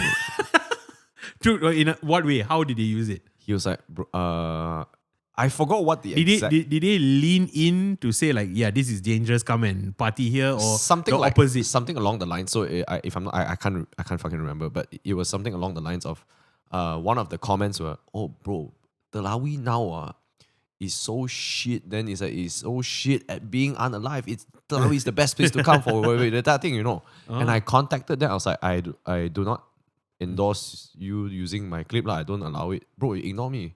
I even had contacts to go and talk to bro. They ignore them also. Then I like, damn. Okay lah. Then I just thought, what would Apple do? I think Apple would just, okay lah. Let it be lah. I thought you were going to say, what would Jesus do, bro? I was ready. No. I was ready for the conversation to pivot. No. Apple would not care. Apple would just go. Any publicity is good publicity, right? That's the common saying. So I just said, fuck it lah. I just let it go lah. You know, like in the end, I think that bar is probably not going to do very well. So I don't think many businesses in Telawi do well. A lot of cafes pulled out too, man. It's quite bad lah. Because if you were to open a cafe there and then you have to kind of battle your way through the night, I don't know whether it's worth it, man. Because you're paying high rent too, right? And then your staff are like, I'm out, man. Fuck your store, man. Yeah. You know, I think it's not a safe place to be in. Yeah. Funnily enough, it used to be one of the nicest places to be in too. Because it kind of had like how do you say I think nightlife became too rowdy lah, bro. it was nice because everything was kind of connected. Yeah, you could So walk you could everywhere. walk around, and then in that walking around, you would meet people Yeah. that from like uni or from school or Yeah. from different places, right? And then you just walk, you meet, you chill, you go to Lok, then you'll catch up with people, Yeah. talk, Shisha chill. also, I think it was a thing. A lot of people used to shisha, and then it's like quite a vibe. I just think the nightlife got too rowdy, man. Yeah, Like the drinking went a bit overboard, and then I think the crowd that they attracted are the type that get quite violent when they're drunk lah. I don't even think Changka has this problem. yeah, I think Changka has too many tourists, so that I think that's what makes it neutralized. right. Yeah, but the moment I think things go a bit crazy, wow. I'm out. Right, before I met Jen, I was driving through Telawi as well. And then she was like, yeah, man, I'm watching Lee Chong Wei play badminton and shit like that. It used to be such a hype place, bro. Yeah, Now at night, wow. yeah. I don't even know where people really hang out now. People don't. We were just talking about how bad traffic was. Yeah. Yeah, and I think that's the saddest thing. Because you don't even want to go on a date. Yeah. Right? Are you single? Oh, shit. Controversial I'm sorry. topic. Let's move forward. Oh, shit. But, I mean... We need to get you a mic, bro. We really need to get you a mic. We need to get Ryan a mic. Yeah. But I'm going to touch on this a little bit. Sure. But I think Gen Z quite hard, bro. To meet people and... Yeah. I think that's... because I think they are baru entering the workforce. So Ryan, my advice is find a girlfriend before you join the workforce. This is my advice. I know actually a lot of people once they start working, bro, they don't even meet people anymore. It's damn tough, man. Yeah. Yeah, and then like Gen Z is, I think, got it worse because right after COVID, it's like money, traffic. People think like if a guy approached a girl approached a guy, you're like, are you gonna con me? A lot of scams. Gen Z, man. they're such an interesting generation. It's I think they went through, Gen Z went through a lot of... they got a shit end of the stick, my friend. That's why it looks like a lot of Gen Z turning back to more traditional. A lot of Gen Z are turning back to religion. Yeah. A lot of Gen Z are looking for marriage. A lot of Gen Z are focusing more on The good values, man. Like Yeah. they were, bro. I swear to God, the thing I respect the most. They dare to say fuck you, man. Like to the man. You know, like you only pay me this much. I'm leaving at 5. Yeah, and also God they're not going to compromise on things like drinking, for example. They're not going to, if you're not paying me for it, I'm not going to go out drinking with you. I'm not going to compromise my health. Yeah. Those things are definitely Mad good. respect. I like that they have boundaries. Bro, we Gen Y, we pussy generation. Yeah, 100%. We get walked over. So I'll tell you what I think are the good things and bad things about Gen Z. Or Okay. the one good thing and the one bad thing. Okay. The good thing is Gen Z they know how to set boundaries. Good. The bad thing, they have Boundary too high. their expectations are off lah. Yeah, They have weird expectations because their expectations are they want the highest salary for the least amount of work. Yeah. Right? And I think that part is a bit off lah. And like we were talking about, and I don't want to talk too much about AI and everything, but a lot of people are going to lose their jobs. And you're going to have to be competitive. Yeah. Right? I I'm agree. totally 100%, you should not compromise on your health. You should not compromise on your family life. Set and all healthy that. boundaries, yeah. But you need to start thinking, we all human, we don't live in a fantasy world. There's some hard truths that we all have to learn. There's hard truths about the market that it's just going to be there. Yeah. The market doesn't care about your feelings. Doesn't give a fuck. Yeah. Right? The world doesn't care about your feelings. So you're going to have to recognize that reality, that demon, so you can fight it. But if you live in your own like la la land, right, it's going to be tough lah. But I think this is also a generalization of a lot of Gen Zs. I've met a lot of Gen Zs that are quite attuned to to the scenario lah. And maybe it's my industry. So my industry, I was telling Ryan before, this is a very humbling industry because in events, I think it's a very long hours, very hard work under hot sun and low pay. So you're going in here, you're like, brother, you're not aiming to be in finance lah. You know, you're here to do hard labor lah. Yeah. And it has to be masked as nice hard labor. You know, you gotta look presentable when you do the hard labor. Right. So I think when they come in, I think a lot of people in events, when they do arrive at the doorstep and when they come for an interview, I just tell them straight up, like, you're not gonna be paid high. You're gonna be worked like a dog because your seniors are gonna be worked like dogs and they Correct. expect no less. And the thing I can tell you that you will get out of this is you will get so much information to learn on ground, like handy information. Like, bro, I can tell you, if you go on ground at an event, you know what a 3-phase like plug is, so they can power a screen. You know whether this place is susceptible to rain. You know whether like this place has enough walk space for people. You learn so much, you know. And on top of that, you get to meet so many people. Sure. You meet people from different venues. You meet people from different industries. You meet people from different countries. Like, I think everybody in my company has been to at least 3 countries for work. 3 different countries, which I think is quite admirable. Like, I think most corporate jobs, when you join in Malaysia, you probably only do like 1 business trip, 2 business trips, Sure. max. But I think mine is you work there for like a couple of weeks too. So I tell them all this. So the allure is definitely you get to learn more. So I think it's more humbling for them when they join my industry. Yeah, but you know, when we were coming into work, We just took it, bro. we took it, but that kind of opportunity to learn or to gain experience, that's what we were generally looking for, right? We kena con, bro. Our generation kena con, confirm. Yeah, but I think so when I compare this, because I know I can't pay. Like, I know for a fact that like the economy is shite, you know, and then like clients' budgets are not very high. I just know for a fact that I can't sell you money. I can sell you flexibility. Right. I can sell you me being a good mentor to you. I will take my time to teach you. I can sell you the fact that like opportunity is everywhere. You get to meet different people. But I cannot give you money lah. You know, if money is what you want, I think it's very tough. I think the conclusion is just that millennials are the best generation. 100% we are the best generation. I actually think Gen X is the best generation. Why? I think they came out of I think they were mature enough to understand tech when it came into their lives. I think they were mature enough to tinker around with the physical stuff. I think Gen Y, we are more on experience, like, oh, I get to play a Game Boy. I get to play a computer. I get to play an Xbox. But I think Gen X is like, oh, how do I like figure this out so that this thing works in order for me to play it? I think Gen X is the weirdest generation. They're a bunch of weirdos, bro. Why? In a not a bad way. I don't know. I feel like millennials are like it's basically the middle child holding the whole family together. Oh, that one definitely now lah. You know, and like Gen X, they're just drawing on the wall. You know, it's like They were ignored. you know, abroad like lah. we are like you imagine a family in a house, right?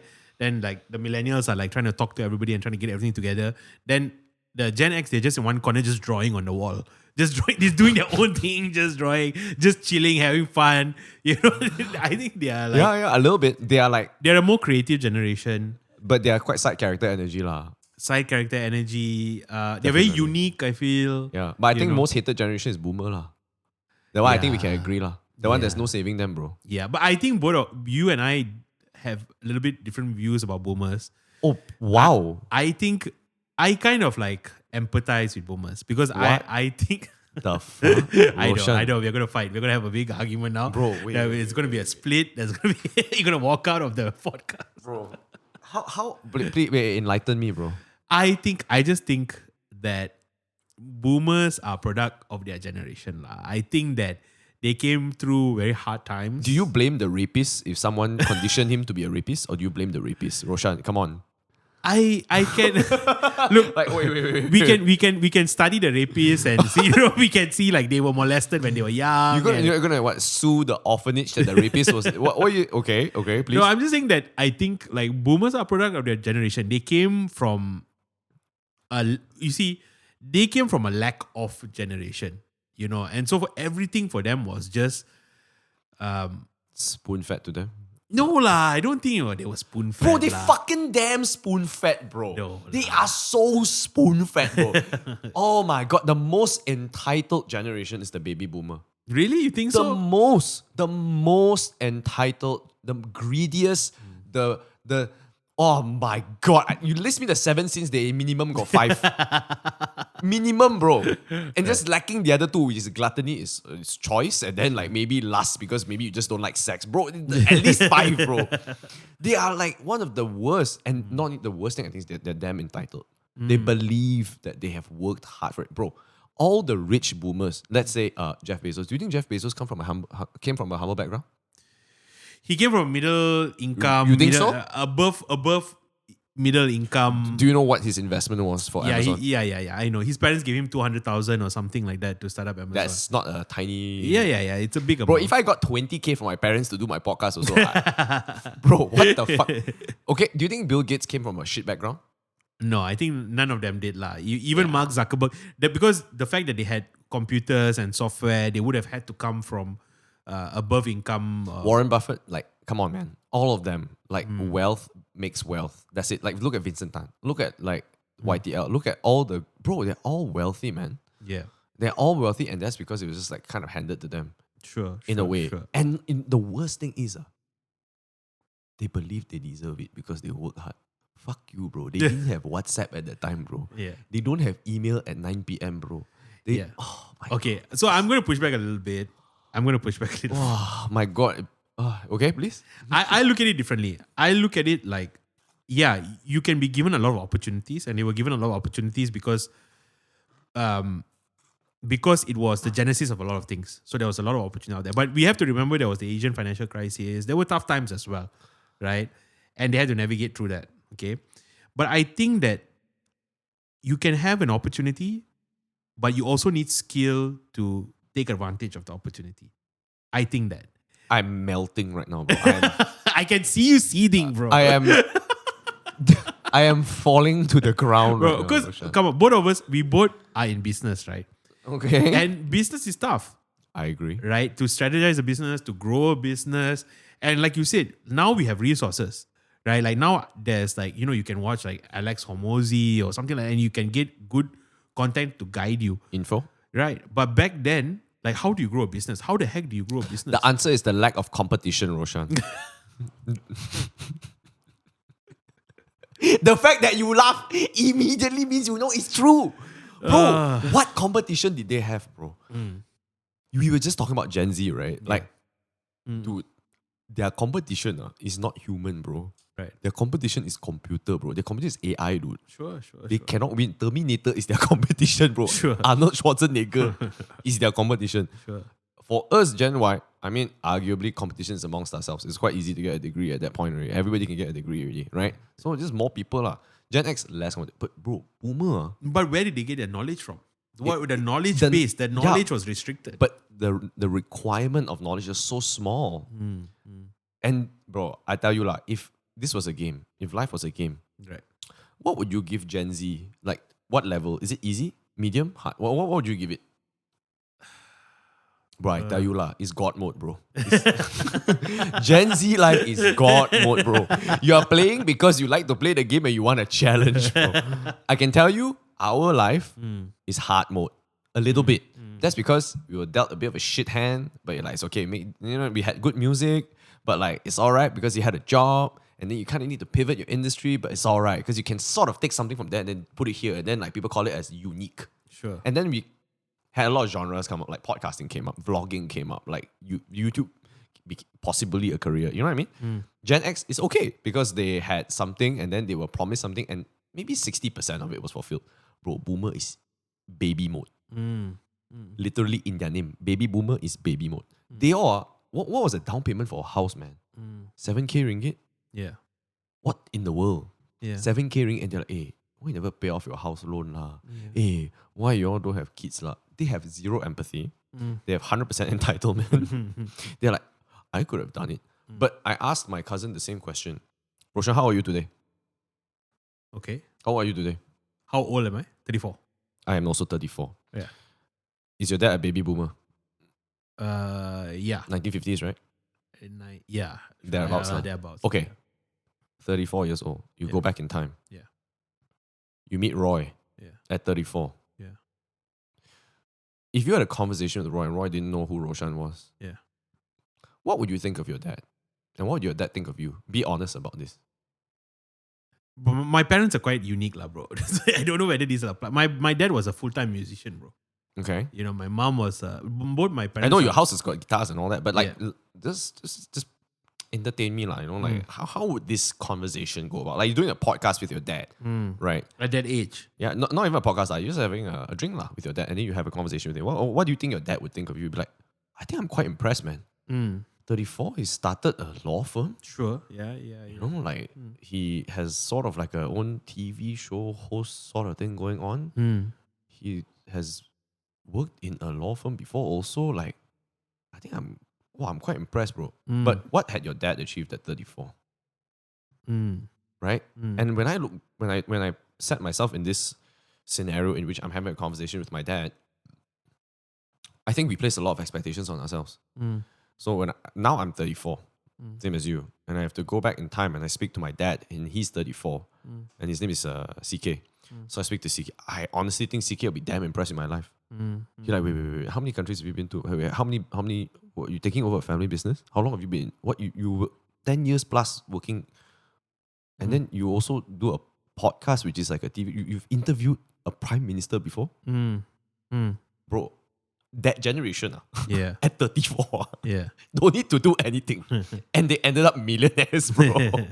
They can buy property. Yeah. They can travel the world. They can eat good food. Oh, you know, I had caviar before in France. It's nothing Bro, I compared- think you're looking at a subset of. But majority of them are like that, I bro. don't think so, bro. Bro, Look- what do you think, Ryan? Okay, wait. Do you think baby boomers are like that? Yeah, you see, bro, Ryan agrees. Because they think like they know everything. But everything was handed to them. And on a silver platter, you know, with like candles, you know. And they were like, happy birthday to me. I think we are looking at the Klang Valley baby boomers. I think most of the country, a lot of people are poor. Lah, to I be think fair. even if you go Ipoh, you go to Penang, they also got landed property comparatively to the people who So were okay, born there. what do you think about the generation before that? Your grandparents' generation.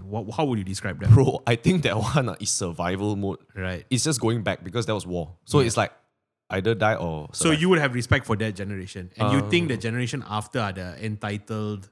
Yeah.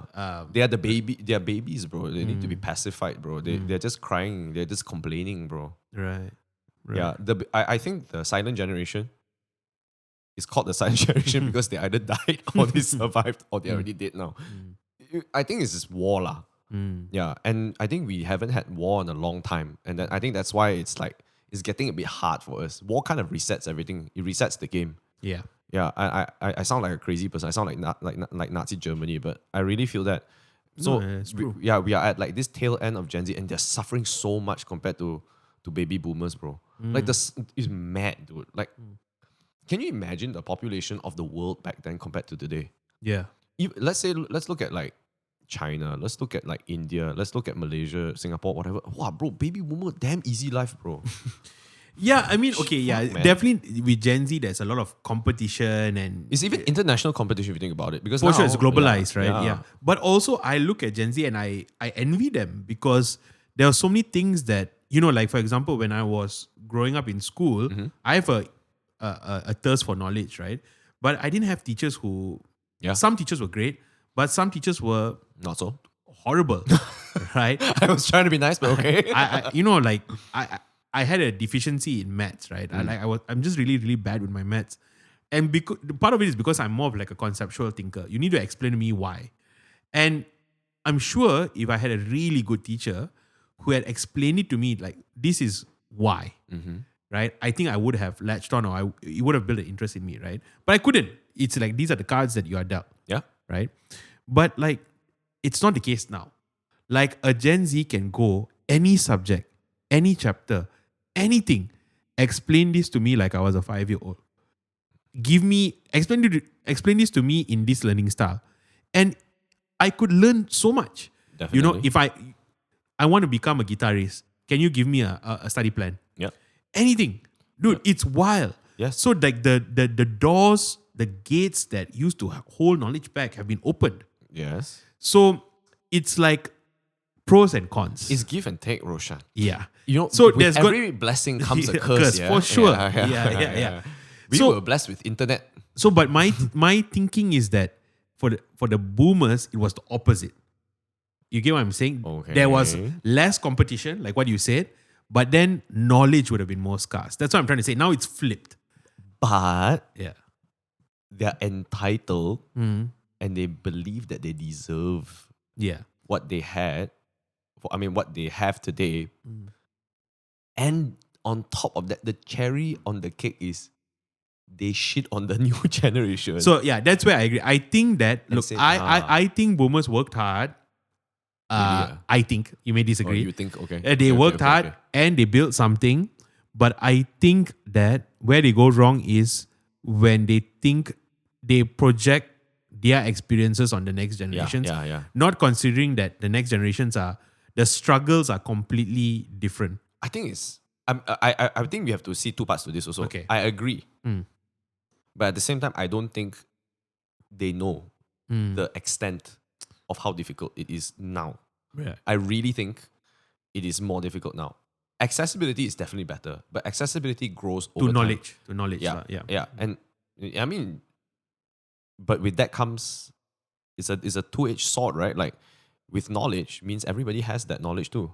Yeah. So what are you now? You really don't even have anything actually. It's just Sure. like, to go back to the analogy of your dad and you, right, at 34, like, don't you think you're a lot more, you hold a lot more information than your dad at 34? Mm. Because you know you can Google things too, Yeah. right? And on top of that, like, you could chat GPT things now too. So at 34, you have a shitload of access to a lot of this information which your dad didn't have. Sure. But your dad would. Maybe your dad's a chill guy. Like my dad not chill guy. But my parents not so chill. Especially my friends, like the boomers around that generation. I think they feel as if, my time. Yeah. I will never say shit like that, bro. Yeah. I will say things like, I think Gen Z's got a tougher time. Yeah. You got good things too, but I think competition is just too harsh, man, on y'all. Yeah. Because it's kind of like, if you want to do something really difficult, Yeah. let's say you want to be a swimmer, and then you look at like the greatest swimmer in the world, and that's because you can see it online, and you're like, bro, why do I even try? But back then you didn't have the knowledge, so you would give it a shot. Yeah. And I think that's the thing. It holds them back, and it holds humankind back. With the information, it's quite sad, man. But the boomers are going to be like, you could see the neighbor. Yeah. Straight A. You're like, "Wah, bro, I want to throw my laptop at you, bro. Ryan is laughing a lot. I think Ryan is relating to you a lot, bro. Don't you think it's so true? It's so true. But I think it's very human lah. Like, going back to we were talking about Indians also, right?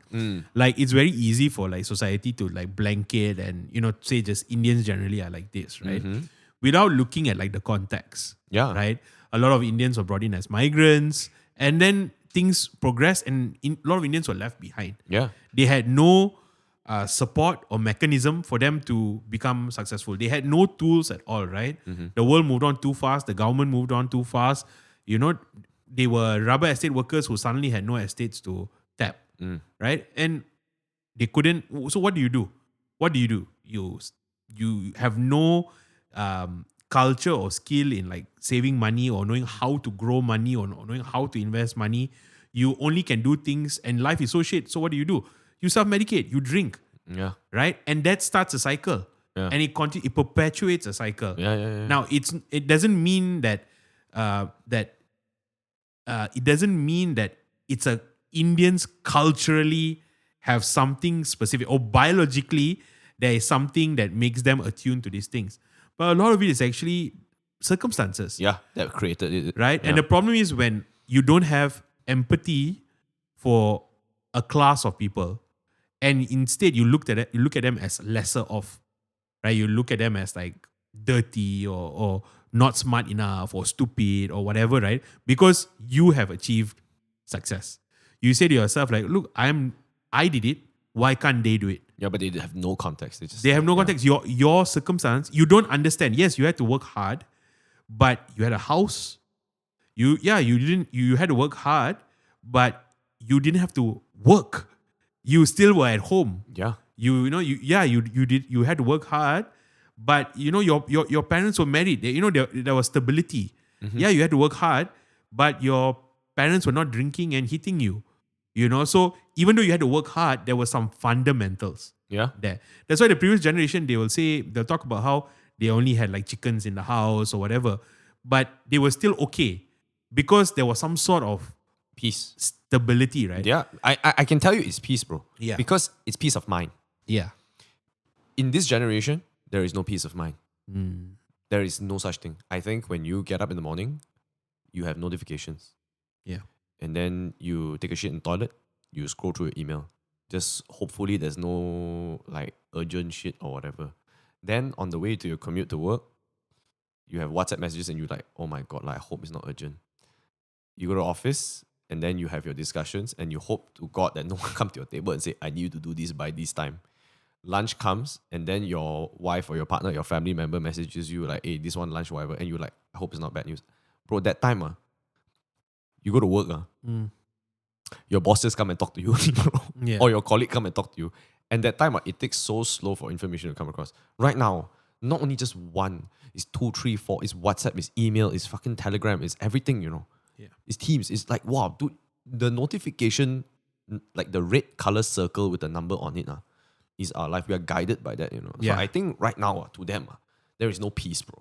Yeah, I think it's one of the worst things that's happening right now is how fast things are. Yeah. When honestly, as just human beings, I like to watch a lot of videos of gorillas and apes. It's my thing now, lah. Shit. It cools me down, lah. Like I watch gorillas hiking in, trekking in Uganda and Rwanda. Gorillas. Bro, gorillas, bro. And I just Google like how much is it to go to like Rwanda and like, go see, because they have those, you can go to the jungle and you can just Okay. look at the gorillas, right? Okay. And you see like the gorillas just like, and when you look at primates, right? You look at monkeys, you look at gorillas, they remind you, just like that. Damn. Yeah. Just like that. Fucking scary. I don't know how you're up so close. I would never. They will Okay. teach you how, like the males, you cannot look at them, you have to look down, you have to be submissive, and all that. But when you look at primates, right, you are reminded of either how human they are or how animal we are. Because their character, their pattern is very similar, They play, they fight. But one thing you notice is, bro, they chill, bro. The dad, the male just lies down, rests, right?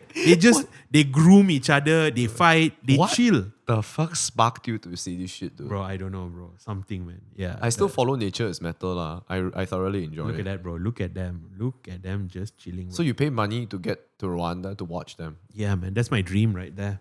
How much does it Rwanda cost? or Uganda. That's the thing, It's a bit expensive because of all the Tariffs and the oil prices. and shit. Americans going there and hiking up the price, How much is I it? don't know whether they have a Malaysian discount.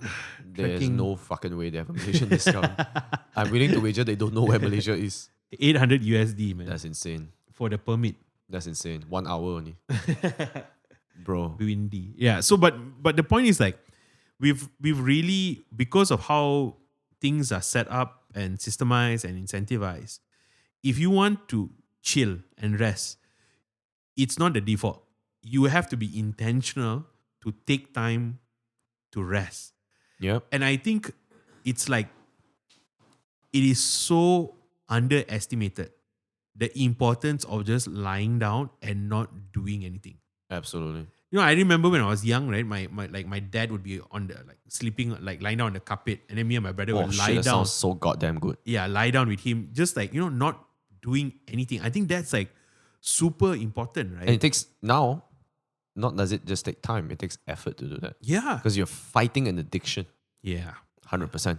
100%. I totally agree. yeah. And I totally agree with you. Like, you wake up in the morning and the first thing you do is check your phone. You're already being force-fed Yeah. stimuli, bro. Even on weekends, right? Because you think to yourself, okay, it's the weekend. So now I don't look at my email lah. I look at Instagram lah. Yeah, And then you doom scroll and then half your day is gone and you're like, wait, what the fuck did I do? yeah, Yeah. So for you it was gorillas, right?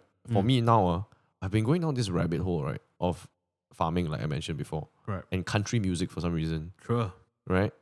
And I think to myself, right? Actually, the values that a lot of these cowboys / like out here we, that type of thing. You gotta know. Yeah, man, they- a whole lot.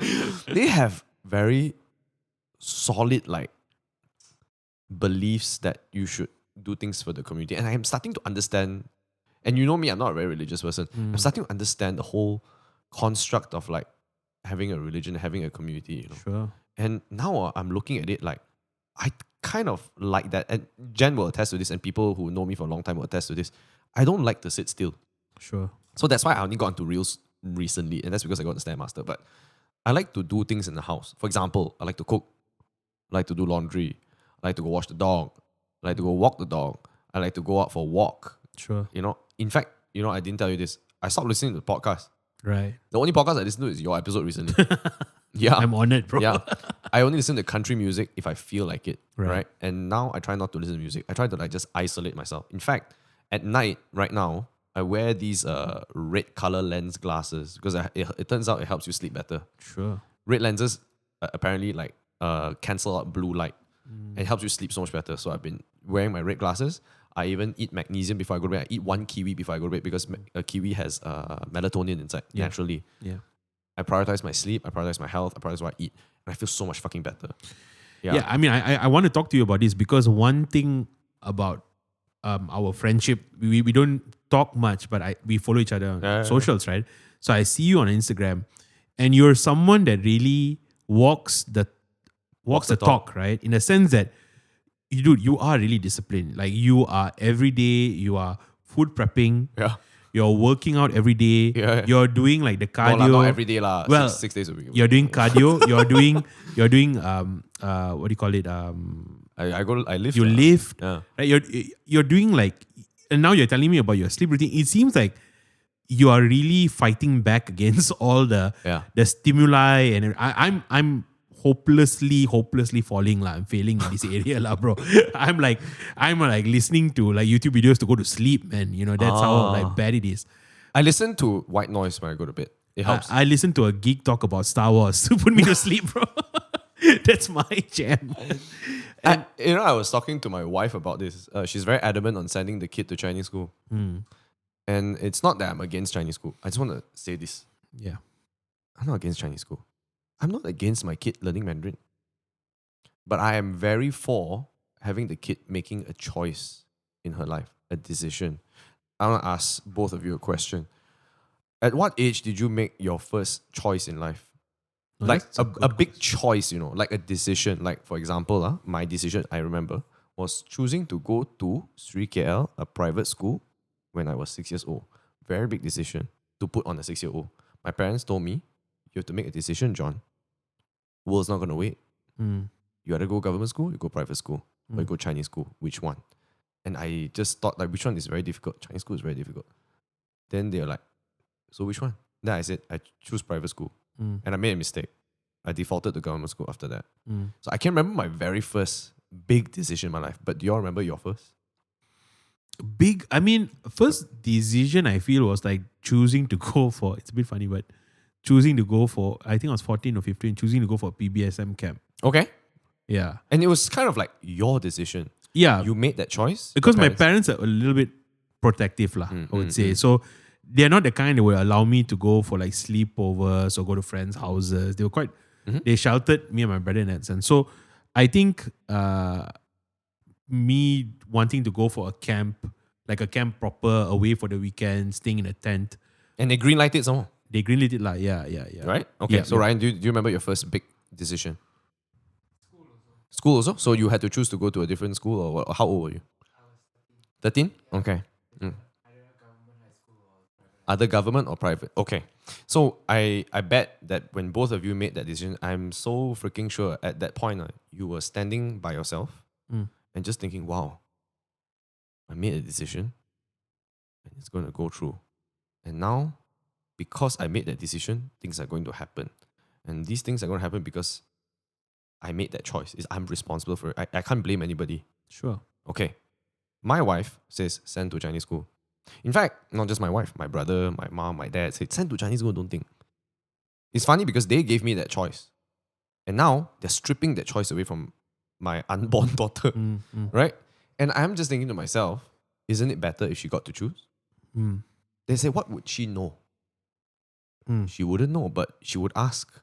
And if she would ask, I would be very proud of her. And if she didn't ask, I'm like, you sure you're not going to ask me more questions? You have a lot of like tools out there to find out. You could walk to the school right down the road. Yeah. You know, you could ask Daddy, can we see the school first? I would be so happy if you asked me that question. Sure. You know? And I think that's what's missing like with us right now. Going back to this. When we are stripped from choice when we are young, and we learn that choice can only be made when you're older, you develop this part of your brain slower. And I think to me, I don't know whether you call it discipline or you call it lucky or you call it, I can tell you nobody in my family is as disciplined as I am. I don't know why. But I think I've developed this like habit where I need to do it because I know I'm making an active choice. And you know me lah, bro. Like I wasn't exactly very fit before this also. Like I also quite chubs, you know. I was like, fuck it, I eat whatever I want, smoke like a chimney, you know, that type of shit. Yeah. And then like I actively thought and I actively like massage my thoughts. I think the problem is two things. One is we are not given the choice when we are young. And I think the second thing is we are there's a fog because of the emails, because of the notifications, because of the content. And because of all that, it strips you from thinking. And when you don't think, you don't need to choose. Right. You just default because it's easy. So now you have to fight it. So to me now, I eliminate choice from my day to day. If I know it is a non-negotiable, I do it. That's it. Like, do you ever negotiate yourself to brush your teeth? No, you never. You just brush your teeth. You're like, bro, I haven't even brushed my teeth. How can I go out? Yeah. That's my non-negotiable. Sure. And you know my industry is fucked up lah. I have to wake up super early in like Segamat or whatever, right? Yeah. I just wake up 1 hour earlier lah. Am I going to sacrifice sleep? Absolutely. But that's my non-negotiable. And I've agreed with myself this year, this is my non-negotiable. That's why I've never negotiated with myself. It's just do or you find another way around it. I remember I got back from a meeting at 11:45 p.m. I haven't completed my 10,000 steps. Bro, I went for a run in my my suit, bro. I went outside. I'm like, fuck, I got like 9 more minutes. Right. And I hit 10K steps just in time at 11:59. And if I didn't do it, it's okay. It's okay to fail. Just carry it forward, do it the next day. That's it. But that's my non-negotiable. And I think that a lot of people are just like in this machine, bro. In this like, I wake up in the morning and I got to do this, I got to do that, and I'm tired, I go sleep. You know? The Matrix. Yeah. Red pill, blue pill, right? And like, do you want that to be your life? Because I got a feeling one day you're going to wake up. People always wake up is when you're going to wake up. And when you wake up, is it too late? Yeah. Right? So I think that's me now. I just feel like, bro, sleep is 1/3 of your life, man. Yeah, sleep is super important lah. Right. And super important. bro, before COVID, people are like, during my day, I'm not slap that fucker, bro.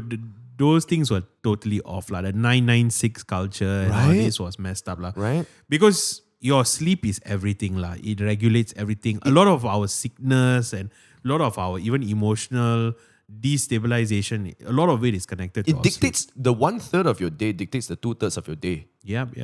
It's insane, you know. And it's not only just the sleep, it's the quality of sleep. Yeah. Right? That's why you're saying that, you know, you may like be able to sleep while scrolling. You may fall asleep. But that doesn't mean your quality of sleep is good, because you may have mini micro wakes, you know, like and you won't even remember it, but your body remembers, and it takes a toll without you knowing. That's why the next day you wake up and you're still tired. Absolutely. And then you feel like constantly sluggish. You're wondering why you're in a bad mood. 100%. You just didn't have good sleep. Yeah. You know? And I think like what you eat and when you eat also plays a part. Like I actually weigh myself every day too. And I just wanted to say like I send my photos to MJ every day. Yeah. I have an accountability partner that I send what I eat every day. And when you have an accountability partner, you can't cheat. Yeah, MJ is coming on the podcast soon also, so that's going to be interesting. Yeah, he said like he offered, hey, you think I can charge people for this? I'm like, bro, you absolutely could, bro. Absolutely, you could do that, bro. Yeah, but it's basically these 3 things, right? I've been learning about this, but of course my implementation is bad lah. But sleep is a non-negotiable. Food, focusing on protein is a non-negotiable, and working out, exercising, and building muscle is a non-negotiable. 100%. 100%. In terms of like, if you are struggling with your sugar or whatever, cardio is going to be the most important thing. But in terms of longevity, actually muscle is really important. Bro, 100%. I think if most people when they're old, they die because they fall down. Yeah. Yeah. It's about functionality, but also like as you grow older, once we hit our 30s, your muscle mass starts to It's go just down. constant, yeah. And then a lot of problems start to cascade from there. Yeah. But I think it's good that a lot of people are actually shifting towards that mindset. Yeah, because You know? we have a lot of more content and more Yeah. knowledge being, Yeah. you know. You know how I found out about the red glasses thing? It's Yeah. Andrew Huberman. Yeah, I'm not surprised. Yeah, because he was selling these glasses and I got my bonus last year. I was so happy. I was like, oh my God. Finally lah.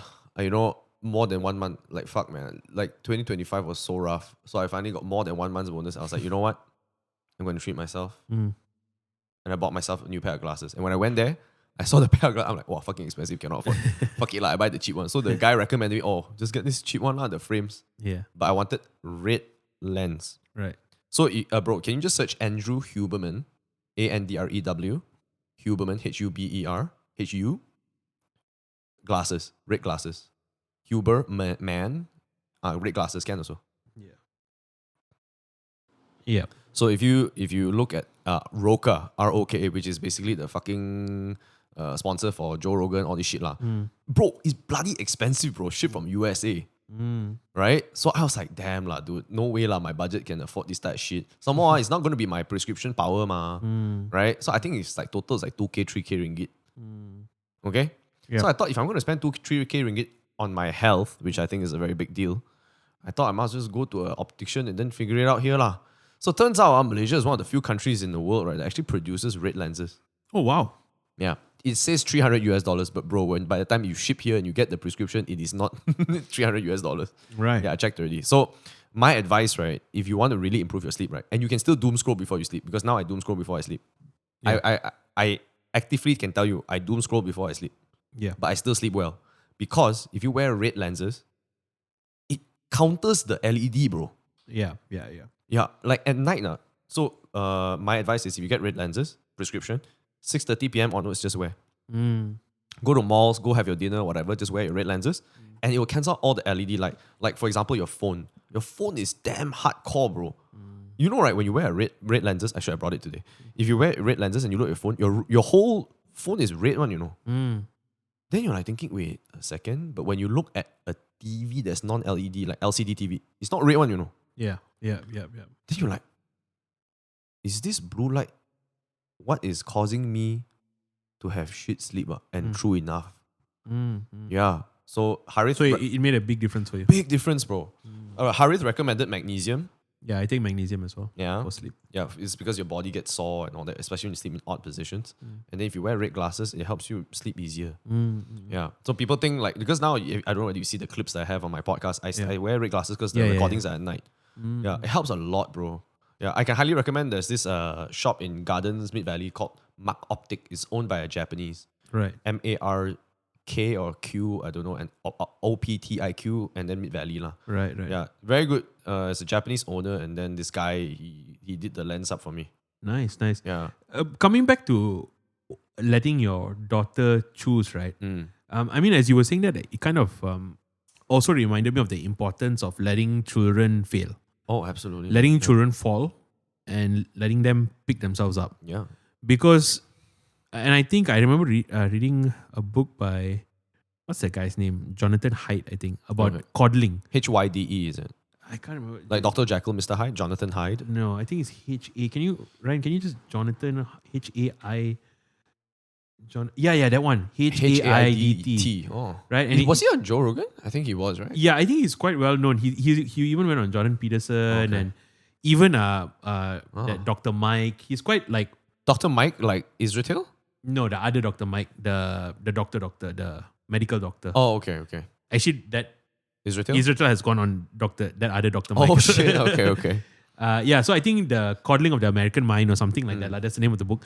But anyway, the premise is basically like, because we have sheltered children so much, that's one of the reasons why they struggle with resilience. Absolutely. That's why they topple so fast whenever there's like a problem, whenever there's a challenge. And so he talks about how with his kids, right, he takes them to the train station, gives them a map, and he tells them figure it out, Yeah. right? Because then they develop Survival skills. troubleshooting, Yep. innovation, all these things. I right? have to attest it to my parents in some way. Like I shit on the boomer generation a lot. Yeah. Okay. But I attest it to my parents because I wouldn't say it's a negative trait of them, but I think what you say is absolutely true. They're a product of their generation. And I think they are more materialistic than a lot of other generations. Absolutely. Okay. But because of this, it has developed a form of selfishness. Mm.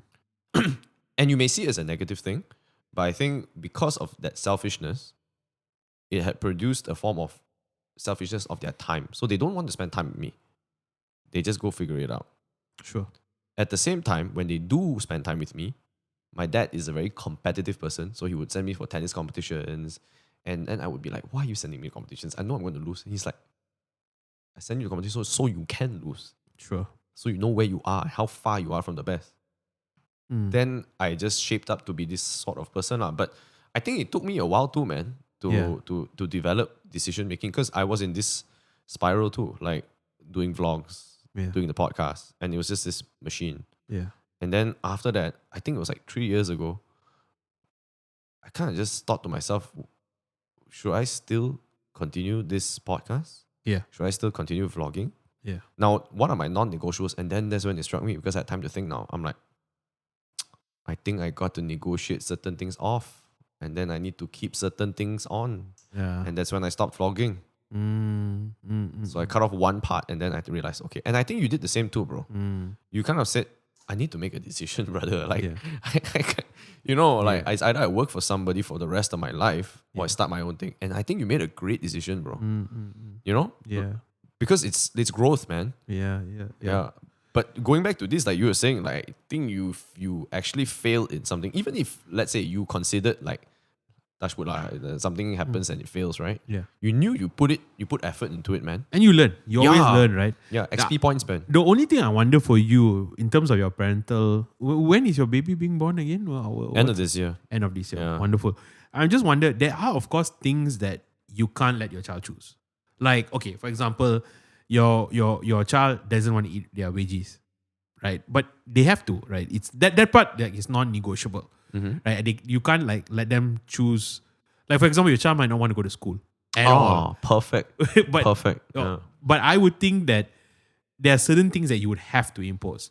So I wonder, do you think that there are certain things that are non-negotiables and certain things that are negotiable and you can give them the choice, or everything up for grabs, totally free spirit? I think we need, as a parent, I think you need to be very realistic with certain things. So, for example, if my daughter would say, Dad, if I can choose, don't go school. I'm like, wow, I learn from me. I try to be so quick-witted. Unfortunately, that's not a choice. You have to choose. Just like how I also don't want to go to work. Yeah. But do you see me complaining about it? No, I have to go to work. What happens if I don't go to work? Yeah. I don't get money. That's more like so we have a boundary, but I'm going to let you within that boundary play. Yeah, I think School is a non-negotiable, but which school you want to go to, that's within your... You don't want to eat vegetables. Yeah. If you don't eat vegetables, then can you finish this whole piece of chicken? It's good for you, protein. All right. Are you going to finish? I doubt you can finish it. You better eat with vegetables, otherwise you're not going to finish it. Confirm you will die. You struggle. Yeah. If you want to have dessert, you better eat your vegetables. It's a decision you get to make. If you don't finish it, you don't get dessert. I think it's a compromise somewhere. My only reservation about Chinese school, I think learning Mandarin is definitely like an asset, 100%. But my only concern sometimes with Chinese school, is that we make our kids grow up too fast. Sometimes I feel, it's like we are putting them in like a factory to make them factory workers. And we kind of like, so what if they are like, very studious? And I mean, again, like, is this whole thing of like, what are we prioritizing? Are we 100%. prioritizing them being good workers or being like fulfilled human beings? Yeah, but I think the strange thing about life is that you play Pokemon, bro. Not really lah. Do you play Pokemon? Which one? Pokemon Go? or- First one, the red, blue, or whatever. So when you start Pokemon, Yeah, you have 3 choices, sure. right? Yeah. There's a fire type, a water type, and a grass type. Now, if you choose fire type, water is going to fuck you up. Choose water, grass is going to fuck you up. Choose grass, fire is going to fuck you up. Now, my point here is, you could see it that way. Yeah. But you could see it as if you choose fire type, you can beat grass type. Right. If you choose grass type, you get beat water type. Choose water, you get beat fire type. It's your perspective. If the kid chooses Chinese school, Mandarin is a great asset. Yeah. But what's the downside? If you choose government school, bro, you'll be exposed to a lot more than just the Chinese education, man. You'll be exposed to a lot of different cultures. And on top of that, you have no biasness. Sure. you're free from the bias. And if you go to private school, your mommy and daddy are going to hurt financially and you're not going to see them that often. But you're going to have such access to great network. Like, you're going to be amongst rich kids. And hopefully they will help you. It's not perfect. They might shit on you. Like, why are you so poor and you cannot afford these things? There's going to be a pro and con to everything. You know? And I think once they have learned that you have to make a decision and no decision is a perfect decision, your responsibility as a parent is to be there for them when they cannot cope anymore and you'd have, okay, I give you one more chance. You get to choose again. And that's all I can give you. One more chance. No more take-backs. People can buy one house, make a mistake, but you cannot buy 2 houses and make a mistake. You got to be making an informed decision now, right? Based on your experience. I think no matter what you do in life, there's going to be up and there's going to be a down. It's how you see it. And I think the faster they learn that, the faster they get better in life. I remember you being a little bit more pessimistic about life. Yeah. I just wonder, now you're having a kid.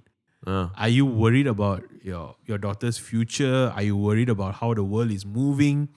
Or has it something that has given you more something to look forward to? You're more optimistic. How has it changed for you? I can't say for sure yet now because she's not born yet. But I think like... Are you looking forward to it? Oh, absolutely. You know, I'm so keen to know what type of personality she is.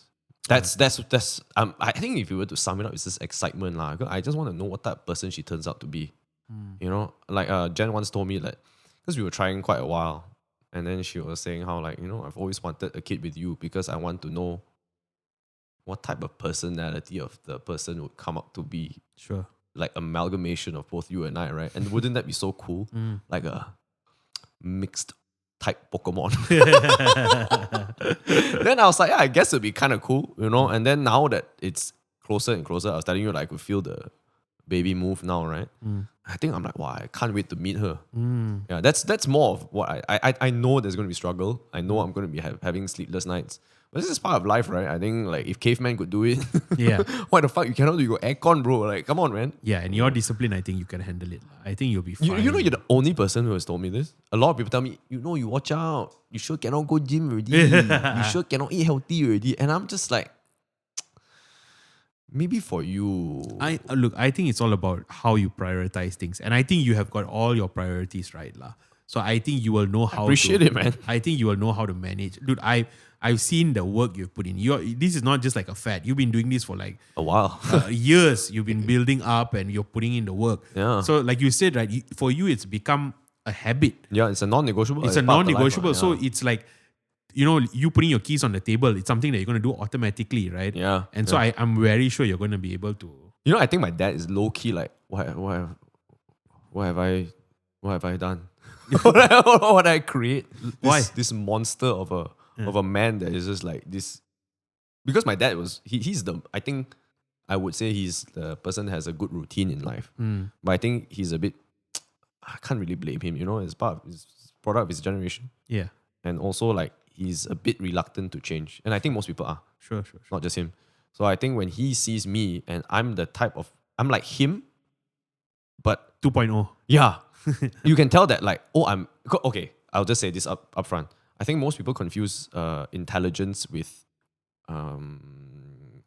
being smart. Sure. Okay? So like, I think a person that's really intelligent is normally a person that's very laser-like. Like for example, I can tell you for damn fucking sure, I'm terrible at finance terms. I am terrible at law terms. And I am terrible at like tech jargon. Sure. Right? But I can tell you my greatest strength is being able to simplify a lot of things so that people can understand it. Yeah. I choose very easy words. So that because I don't know many complicated words, so I simplify it. And then when people get it, like, oh, he explains it pretty well. Now, the problem is, I think with my dad and a lot of people that I know, they are super intelligent. They kind of like leverage on the fact that I'm so intelligent and I'm so intelligent at one thing. Yeah. And it creates an ego. I don't think I got ego. I think I'm the type of guy that goes like, oh shit, that's fucked up. And I'm not afraid to make a fool of myself, so I just go, okay, I just have to change. Yeah. Right? And that's what I think kind of makes me 2.0 of my dad. Yeah. Yeah. Because that generation, you know what I mean? That's why you could have people who are like, for example, they are maybe like naturally fit, for example. Or they have to do very little to like get a six-pack, for example. Oh, yeah, man. But because of that, in a way, it's a downside because then they are not forced to develop like a protocol, Yeah. a process. Yeah. And so when like time eventually catches up, they're totally not equipped to deal with it because they don't know how to implement that protocol and process Yeah. in their life, right? And it goes back to Chinese school. I think that's one of the weaknesses because it tells you what to do. What are the parameters for success, right? It's either get good grades or don't get good grades. Then it's punishment if you go down a level and whatever, right? And then later on, when you go to high school, you have less parameters because now if let's say you go to SMK, you don't really need to follow these things. And then later on, you develop this, now I get to chill lah. It's my chill time. And then you go to college, you have even more time now. That's why I also suspect like the Chinese school model is really going to be outdated for the future. Oh, you think so? I think so because you see, like when we look at Chinese school, what is their strength? Their strength is training students to be able to master academics. They're a mold lah, it's like a... But why do you need that when you have the gates of knowledge have been opened up? And it's AI that does all these usual shit, Yes. That's the thing. You don't need like a So what will humans have to do that AI can't do? Yeah. It's going to be the human stuff, It's going to be like the way we interact, Yeah. right? The way we communicate 100%. in person. Yeah. You were saying this in your podcast too, it's like what's the difference, right? Like if you have a conversation, that's when you actually speak your mind. Versus like if you know each other, you just sit here. Or it's also like we sit by each other and then like you smell bad. How am I going to deal with that? Yeah. Right? Or like you said, somebody comes and they're combative in the moment. How do you deal are with you it? going to deal with that? Yeah. Right? Or you need to convince someone, right? Leadership actually is influence, right? Yeah. How do you influence someone? How do your eye contact, everything you do, how do you influence someone? Yeah. Your body, you know what you do, your gestures and And do you learn that in Chinese school? No, hell no. I don't think so. Bro, you know I found out last night that in Chinese school in Malaysia, they don't teach you for speaking. There's no speaking test. Yeah. There's no oral test, no oral examination. What the fuck, dude? The whole point is you go Chinese school to speak Chinese. Bro, they don't even have an oral examination, dude. What the hell is this about? Isn't it wild? They teach, like, and I just want to say this. You can test this. Hey, bro, you read Chinese, You can read, right? A bit lah, 一点点, right? But if I ask you to write a karangan, like a whole paragraph in Chinese, you think you could write it? Yeah, I see not anymore. You know why? There's too many damn strokes for freaking character, bro. The shit is that? This is the most obsolete language ever, bro. Do you know, I have this theory also. I think Chinese people are going to learn English. No lah. I that one I'm not sure lah. You know why? Why? How many letters? In English? I don't even know. 24. 26. 26? I thought it was 24. Can you just double check that? But 20 something, right? How many characters in Chinese? Bro, unlimited. Have you seen how to write the word biang biang? No, man, I don't know. I've never... 26. Okay, I was wrong. Right. But, bro. How many letters in Mandarin? Let's check that. Bro, unlimited, bro. They can create one, bro. Yeah. How many characters in Chinese, right? I don't know how Mandarin works at all. Yeah. I'm not even sure how the language functions. 2 million. 50,000, okay. 50,000 characters And you know, exist. when you mix two words together, you get a different meaning. Right. Yeah. Right. So, like, for example, if you have, like, fire, and then you, like, fire, water, you join it together as lava. You know what I mean? That type of stupid shit. Yeah. So, like, basically unlimited, lah, right? Because you can just rearrange it. Bro, write the word biang biang. We like biang biang noodles. Biang noodles. Yeah, just biang biang noodles kanji. Oh yeah, you have to put kanji there. Yeah, put the word kanji. Yeah, bro. Just look at this complete fucking mess. No, write the word kanji. Yeah, that's Yeah. the word. And you go to Google Images. Yeah, bro. Imagine writing that. Bro, what the fuck is that, bro? It's a painting. It's a Bro, work of art. How do you write that, bro? So the education that you have to learn Mandarin, I think arguably efficacy is what humans do. So I think humans by default are going to learn English more. And I can tell you this for sure because Chinese people write in English. They write Z-H-I. They write like luang, L-U-A-N-G. But you know what I mean? Our generation and the next generation, or maybe our generation prioritizes Mandarin a lot more. Yeah, absolutely. It's because of Be- ego lah. Yeah, because our parents' time was different though. They prioritized English because English was like a path to success. Do you speak Mandarin? No. So- 你好吗? Yeah, 很好. So I have this theory. Both of us right now, we are actually thinking for the future because they were thinking Mandarin is the future. We are thinking further than that. We're thinking no, actually by default English is going to be the default. Bro, I think Korean is hard, bro. I learned Japanese over COVID. Sure. Okay, I took Okay. like 6 months of tuition. Wow. Brother, damn hard, bro. Can you speak? Yeah, a little bit. Like I know that's Japanese. Biang biang. But you can understand. A little bit. Okay. Yeah, but it takes years, man. So to when you learn. watch anime, all you have some basic. some, nah, not really. Anime is a bit like over exaggerated. I see. Yeah, but I think in conversation when people say things and when I order food or when I like table for 4, table for 3, I know how to do that. Yeah, it's useful enough for me for my travels. Oh. Yeah, but like even Mandarin, I think useful enough for travels now. Wow. Yeah, bro, Duolingo is the shit, bro. Just give it a shot. It's free. Dude, you are just winning in all the areas of life. Like you have a wife, you have a kid coming, you're gymming, you're sleeping well, you're learning multiple languages. Dude, it's wild, bro. No, I'm not. I'm just Dude, you need to do some kind of like, motivational content or something. bro. You need- Duolingo is less than 2 minutes a You day. need, bro, you need to, I think men need to flock to you and you need to It's like, compound interest, Roshan. It's compound interest. Duolingo is 2 minutes of my day. Workout is 30 minutes a day. Alright. Diet is only what you eat like 45 minutes a day. yeah. Bro, you making it sound we're the most obese country in the world or something We are, like we that. are, and that's why I'm countering it because I'm trying to develop this like system type thing. And I also believe in leading by example. Sure. Yeah, I hate it when people say, "No, you must do it this way." Then they don't do. Right. You know, I hate it when like the boomers will tell you have to be in the office by 9 a.m. Then fucker, you come in at 9:30, 10 o'clock sometimes. Yeah. No, I had a meeting. I'm like, with who? Your hairstylist.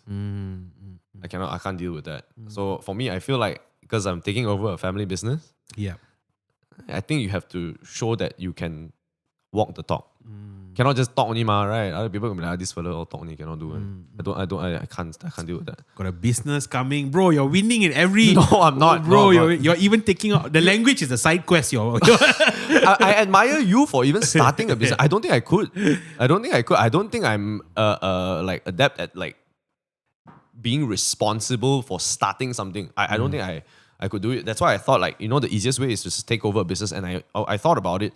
It's quite rare to take over a family business in this generation. I feel like a lot of kids will be like, bro, enough. I had enough of this in my life. Like you said, like it's all pros and cons. Yeah. Like, even inheriting a family business also there's pros and cons. I suppose. But I thought about it and like eventually people die. So how do you spend more time with your family? Work together. Yeah, you work together and then you help them because towards the end of their life, they're probably gonna need your help. It helps develop the relationship. When they pass, it's okay. Because you know that when they pass, they've handed the torch very carefully and slowly to the next generation. And I want them to not only pass, but pass with peace of mind. Yeah. In fact, I delayed my marriage for my grandmother, bro. I don't know whether you know this, man. No, I don't know. Yeah, I delayed it because I was thinking to myself, like, I think the woman deserves to see her grandson get married. Sure. Yeah, if I didn't You COVID, not delayed right, it, you brought it earlier. No, I delayed proposing to Jen. Oh, because of COVID, you wanted her to be there physically. Yeah. Right. Otherwise, she's just gonna what? Go on a Zoom call? Right. Don't think she'll be happy lah. And she's like old enough to see her great grandchild. Isn't that insane? That's crazy. How old is she? She's like 95. Right. And totally alert and everything. Bro, she still drives, man. This woman is wild. That's man. mad. 95 driving is mad. She nearly bro. banged into me that day, and then she was looking at me like, and I'm like, I'm your grandson. Like, you don't even know it's me driving another car. You are oncoming to me. What are you doing? So she doesn't drive to the main highway. She just drives within the neighborhood. Yeah. But I feel like the decisions I made is because I have to take care of everybody. I got to do this for everybody and all that also lah. Yeah. Stems from that. They asked me this question last night. Yeah. They're like, what makes you like this? Right. Is it because you had choice in your life? Bro, I think the past few weeks, right, I've been like internally because I've been cutting vegetables. And it's so boring to cut vegetables. I'm just like cutting. I was listening to it. And he was saying how like the faster you come to terms with why you are who you are, the better you become as a human being versus you become a very like nasty version of it. So example, I can tell you my insecurities straight up. My insecurities are I'm afraid that people might look at me as unreliable. Yeah, because I think when I grew up, I kind of wanted people to look at me as, oh, I can rely on John, he can do it. So I'm just afraid I might not pass that for people and people might not love me for it. People need to value me to love me. And then I think that stems really deep in. Yeah. I think it's like first time telling somebody actually. I think I didn't really tell Jen also. And like when they brought it up, I just said it last night because I listened to that video and he said the faster you come to your insecurities, the better. And I strive to be better all the time, man. So like I just straight up tell you, like, I'm afraid that nobody loves me, man. I'm afraid that nobody likes me, and I need to be reliable. And that's the bare minimum I need to be. Yeah. And when I think about it, I think that's why I'm disciplined, lah. I'm afraid, man. So your motivation, you think, comes from a place of fear, Yeah, definitely. or man. or is this helping you conquer your fear? I think I think the fear motivates me to not be unreliable, because I'm afraid that if I were to one day become, John cannot earn money, or you can't depend on him, he's always going to be late, or he's got a gambling problem or whatever, you can't depend on him. I think then it justifies them not loving me, and then that way they will just go away from me, and I will not have people in my life. Do you think that comes from because of the dynamics with your brother and the way your parents maybe treated you and your brother, or do you think that's separate from him and just something? Actually, I don't know. I haven't gone that far, but I only just come to realize this like maybe last week, where I feel like maybe I want people to rely on me, and that's why I overexert myself so much with house chores. You know, I told you I love doing house chores. Yeah. You know, and I'm just afraid that one day, like, maybe people might see me as a person that But is useless. But it sounds like you're pursuing things that you love, though. It sounds like Really? Yeah. It sounds. I mean, you just said it right. I love doing house chores. Yeah, but that's because I love to feed this like monster inside me where it tells me that you have to be reliable, or nobody's gonna love you. But if nobody saw that you were doing the house chores, nobody knew that you were doing the house chores, would you still do the house chores? I don't know. I don't know. I don't know the answer to the question. I maybe would do it, but less, because I cannot tahan if it's dirty, I guess. You know what I mean? Or my laundry is like stacking up. But I think it stems from that, bro. Like very, very, very deep down. Right. And I never really like that's why I asked you before the podcast, like, do you watch the movie Birdman? You know? Yeah. So in the movie, he has an alter ego that speaks to him. Yeah. And there's this little voice that tells him that you're not good enough, or you used to be great. And I think that little voice inside me is saying that you better do it or people don't love you. Yeah, man. We all have that voice, bro. It manifests in different ways and for different. Yeah. When I speak to like younger people, for example, I always give them the example of like a potted plant, Okay. and I tell them that, look, the plant, if it goes left, why does it go left? And Sun? they say because the sun is on the left. Okay. If the plant goes right, why does it go right? Because the sun is on the right. And I tell them that all of us are like plants, and all of us are pulled by a type of sun. Oh, okay. Right? All of us have something, whether it's a dynamic like a childhood hurt, or a dynamic with our parents, a dynamic with our siblings, or whatever. But we all have that sunlight that's pulling us. Does the flower choose to go left? No. Does the flower choose to go right? No. And all of us, many of us, right, we are being pulled, and we don't even know we are being pulled. Yeah. And then later down the road, we ask ourselves, actually, why do I keep dating guys who are alcoholics? Why do I date only girls who cheat on me? Yeah. And why does this pattern keep a recurring happening thing, in my life? Not realizing that actually we are attracted, or you're pulled to that direction, right? there's something in us, right, that's pulling us, and we don't know. So I think part of adulting, and I think so, I really feel that hearing you're on the right track, man, because you're asking yourself the why. Yeah. Because only when you ask yourself why, you can understand why you're going left or going right. And then you can see and examine whether it's healthy or not healthy. But sometimes also, you could be pulled in the wrong direction. Exactly. You know what I mean? And like, I fucking hate philosophy. I really hate it. And my brother Andrew is always telling me, like, you should really read more on philosophy, which would help. But I think I am sort of a philosophizer myself, you know, in a way. Then I think about it, right? The thinking I have may not be as sophisticated as the philosophers, the Socrates and whatever, you know. But I think in my life, I feel like it's what kind of guides me. Because if I didn't really think about it, if I went to a fucking Chinese school, or I think I would have been locked in, bro. Like, in a bad way. The most famous, the father of all philosophers is Socrates. Socrates says that unexamined life is not worth living. Wow. And Socrates is also famous for being killed, being killed by the state, by the mob, because he was annoying. He would just go to people and ask them, why do you believe this? Oh my Right? God. And he was that annoying guy that would just go, why? Bro, Why? I hope no one stabs me in Talawi, bro. but he was not. So when we talk about philosophy, Socrates is like the OG philosopher, and that's what philosophy is, right? It's just asking why. Yeah. Why is this the way it is, or why do I think the way, or why do we as a society move in a particular way. Why? Most parents would hate it if their kids were to ask questions. But I think I would absolutely fucking love it if my daughter asked me questions. You know why? Because my theory is parents hate it because they don't have the answers. But once you accept that you don't have the answers, then it becomes like fun. It becomes a journey. Yeah. Right. I'm so excited for that part. That's why a parent actually, like for example, let's say your dad loved the Beatles growing up.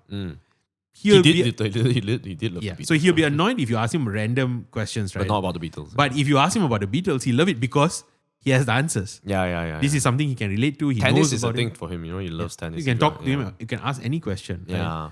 But So- I don't think but I think like at that time they were in a state of, well, first of all, I fucking hated tennis because he put me under the hot sun. Then second of all, I didn't really like the Beatles, you know. But like when I were to ask them, I think they kind of devoided it, and they kind of they avoided it because they just felt like, you're right. First of all, they don't have the answers, and I think there was a solution to it, which was go and check the Kamus Dewan, go and check the encyclopedia.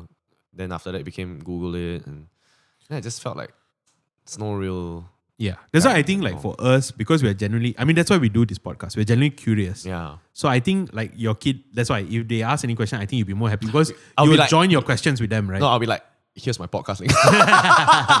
You'll be like, come on the podcast, let's discuss this. No, I'll just send them the link. All right, you know how many people I've spoken to? Nah, here's the channel. You go and watch. But I'm sure if your daughter would ask you a question that you didn't know, that wouldn't upset you. That would make you interested as well. And probably you would.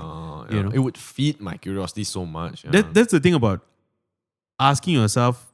It's really important to ask yourself where you're going because, like you said just now, right? You can the plant, right? If the sun is on the left, it goes left. But there may be a grill there, and you can get stuck. The plant may go right, the sun may be on the right, you follow, and then it's clear. It will blossom grills, and no issue. But the point is, the sun is not in control. The plant is not in control. Yeah. So it cannot discern whether going left is dangerous, whether going right. Got both is those sun, you know what I mean? Yeah. They are just following, and that's it for us as well. So like for you, right? You may be doing things that are good for you, that they have good fruits. Yeah. Okay, I can give you another example. Like I know people who are hyper efficient in their work. Okay. Right? They score very well in their work. They are very efficient. They know how to execute, right? But I know that the reason why they are so efficient in their work is because they were not allowed to be, they were expected to be efficient since childhood. Okay.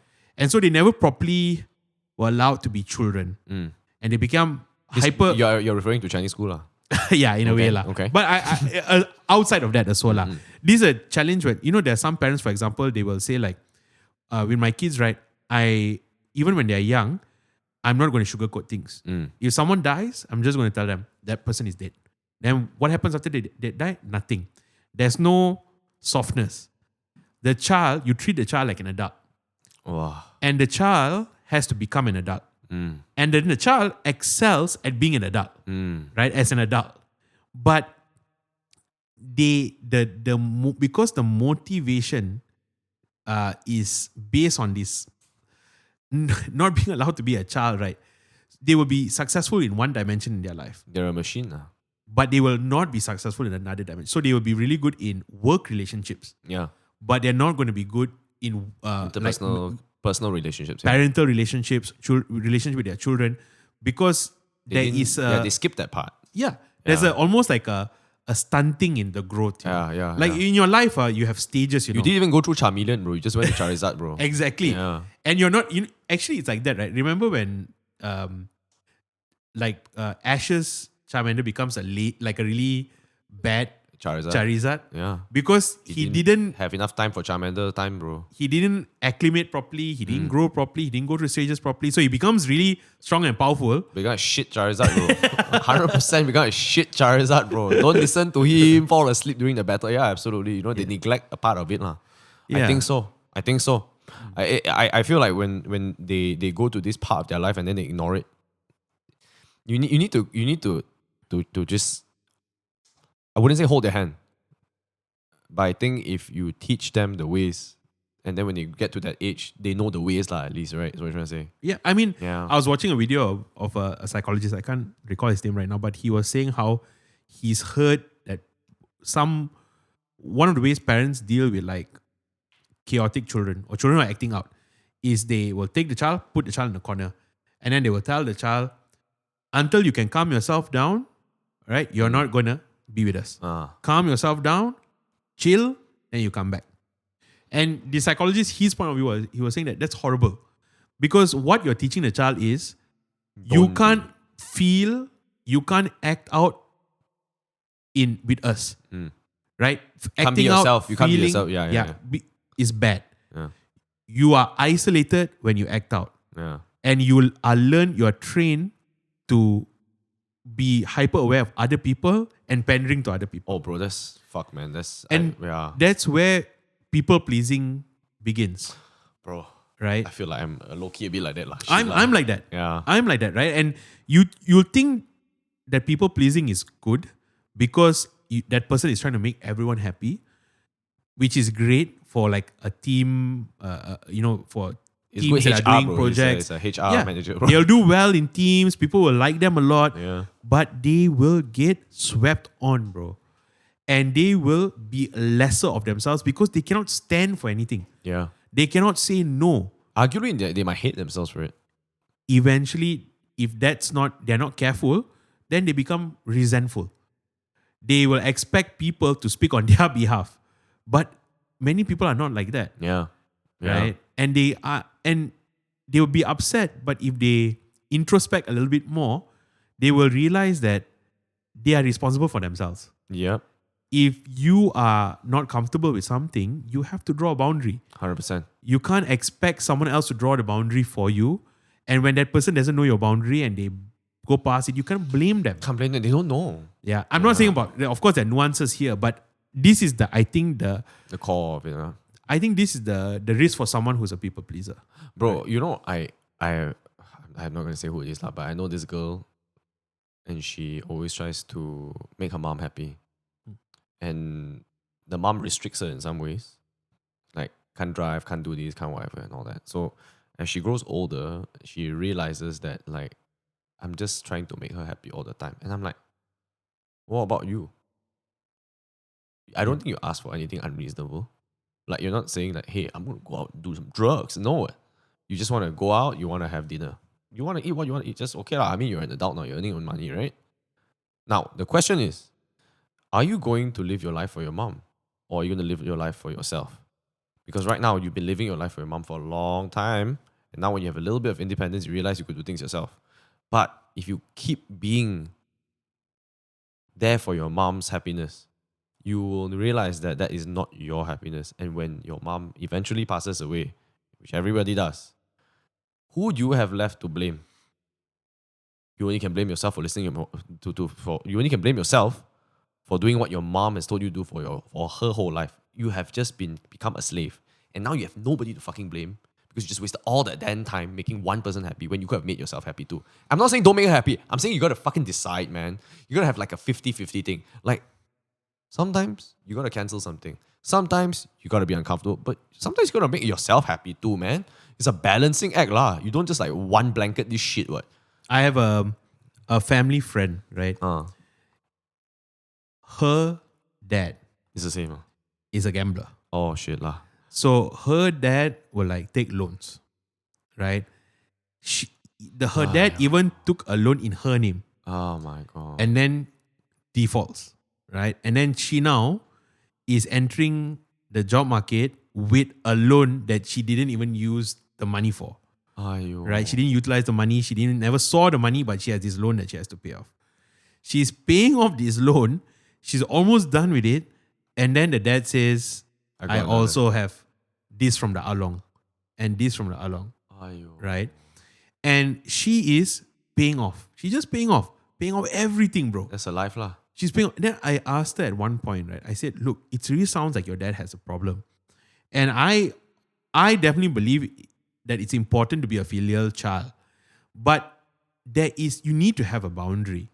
At some point, your parent is also an individual and adult. Yeah. And they have to be responsible and accountable for their actions too. Yeah. So, of course, for me, I will try my best to take care of my parents, 100% for sure. Yeah. But there is a boundary. There is a point where this is beyond. Yeah. And it's not good for me Yeah. and also you for me to keep enabling. And then they become like dependent on you, man. Yeah. Like, But it's so difficult, right? Because your dad will say like, I'm going to be hurt or I'm going to be, what do I do? And what do you do as a child? And it's such a difficult thing to like to think navigate. about Yeah, and navigate. But to me, looking at his family friend, I'm like, something doesn't How old is she? early 30s. But this has been going on for a while. lah. Your early 30s, that means she's been doing for so long, bro. Yeah. Ayo, poor girl. Yeah. Fucking Long hell, time. It's big loans, big amounts. I'm not talking about 5,000-10,000. Ayo. You know, I'm talking high 5-figure. Ayo, what the shit did she do in her past life to deserve this shit lah, bro? Ayo. And so she's doing well in her career. She's a only child lah. 2 siblings. Then what the fuck the other siblings do? Other one also got their own set of loans, bro. Bro, what the fuck? He split the loan one ah. So both sides they're paying off. No, but Ayo. and she's doing really well. She's fuck, doing man. really well, but she can't enjoy anything There's no way you're gonna enjoy life. because she can't enjoy the fruits of her. She's working hard, earning well. in your industry? Adjacent Okay. industry lah. So she's doing well, earning well, but all the money is going towards paying off. What's the mom thing? Mom's like that, is like that lah. Dad borrowed money from the mom, so Bro. it's all. Oh, yo. Then the mom how? She's still together, the father. Yeah, they're still together. Bro, but his I think, kukucha must be incredible, bro. I don't know lah. What the fuck, dude? Like, how can you still be together with someone like that lah? What the fuck? Pinjam money from you, from Arong, and then now your daughter's paying back. it's crazy lah. But and I think it also applies the other way where like even for a parent child, if your child like I don't know starts taking drugs or murders or there is a boundary where you have to accept that look your child is now an adult and they have to be accountable. You have to give them the freedom in that sense of facing the consequences of their decisions. You can Definitely. support, but you can't. I think there is a boundary that has to be drawn lah. Yeah, I think it's fair. I remember I asked my dad before, like, hey dad, I didn't do my homework. Then he was like, oh, then you go and face the consequences tomorrow lah. Yeah. Then I'm like, what does consequences mean? I was 7 years old, bro. And he was like, teacher will scold you lah. Yeah. And then what happens? And then if you do it again, then maybe teacher will call me or call your mom. And then we will be very disappointed because we have to pay a lot of money for you to come to this school. And then later on, if let's say you do any more bad stuff, you'll be kicked out of the school. And then you just kept on going and going and going. And then you end up in Henry Gurney in Malacca. Right? So at least I know where the end game is lah, right? Like if I murder someone, how? Then you go to Henry Gurney lah. Or you worse, they hang you. I don't know. So I think like if the kids were to be inquisitive because they were given a choice and they had to explore and investigate what needed to be done in order to make a choice, I think they would turn out okay one. But as you talk about your parents, I'm kind of understanding how you became this self-sufficient. I think as a child, you were expected to be very self-sufficient. Yeah, probably. And so it makes sense that now in your life, also in all these areas, you're very self-sufficient. It's a good and bad thing lah.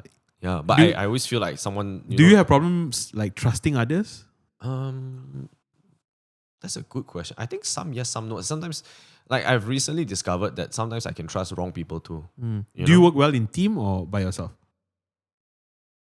Depends on the person, but I think generally I find myself working better by myself. But when I work with a team, my role becomes more of to inspire the person or to get that person to do better. And then I kind of reduce my quality of work because in that dynamic, you're not relying on the other person.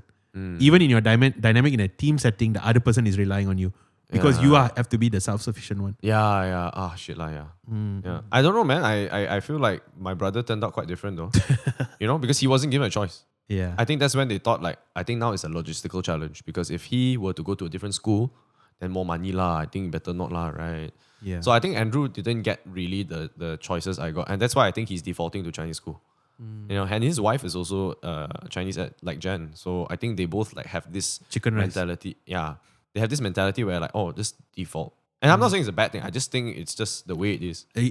To be honest, I think your brother and my brother, they seem to be much more at peace with life than the two of us lah. Bro, I'm constantly like pushing the envelope with questions to myself, bro. I think honestly, maybe this is what kind of keeps us doing this podcast, I think. The quest to figure everything out. Yeah, but the quest to it's find It's ourselves. so fucking fun, man. You get to talk to so many people, bro. I love it, man.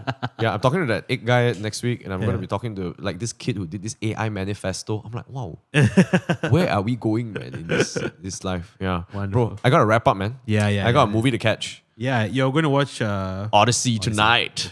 great. Yeah, man. Just like that, 2 hours went by and it's mad, bro. Okay, plugs. What do you want to promote? The Yamcha sessions, of course. Anything else? If you need an event to be run, What's the name of your company? MEP, Malaysia, England, Penang. It's called Meeting Exhibition Planners. Oh, yeah, nice. it's my mom's company. It's I think 34 years old now. It's the same age as me. Yeah. So all 10 of you that are listening, if you got an event, No, if bro. I tell you, you know how I'll boost. You just gotta when you post on Instagram for this, just invite me and invite Yamcha Sessions as a collaborator. Okay. Then later I'll just link the podcast. So then you go more chill, bro. That's so kind, man. Thank you so much. Thank you for all the support, brother. I really appreciate it. Oh, thank you for having me on the podcast. And thank you so much for coming on. It's been Thank you, Ryan, fun. for sitting through this conversation. Yeah, thanks, Ryan. I hope everyone, if you listen, you enjoyed that. Again, we are starting up, so please do like and subscribe subscribe on YouTube. Like the videos. Comment what you think in the comment section below. Keep the comments coming. Post it, share it. Yeah. And we appreciate all of you. Stay good, stay healthy, and stay safe. We are done.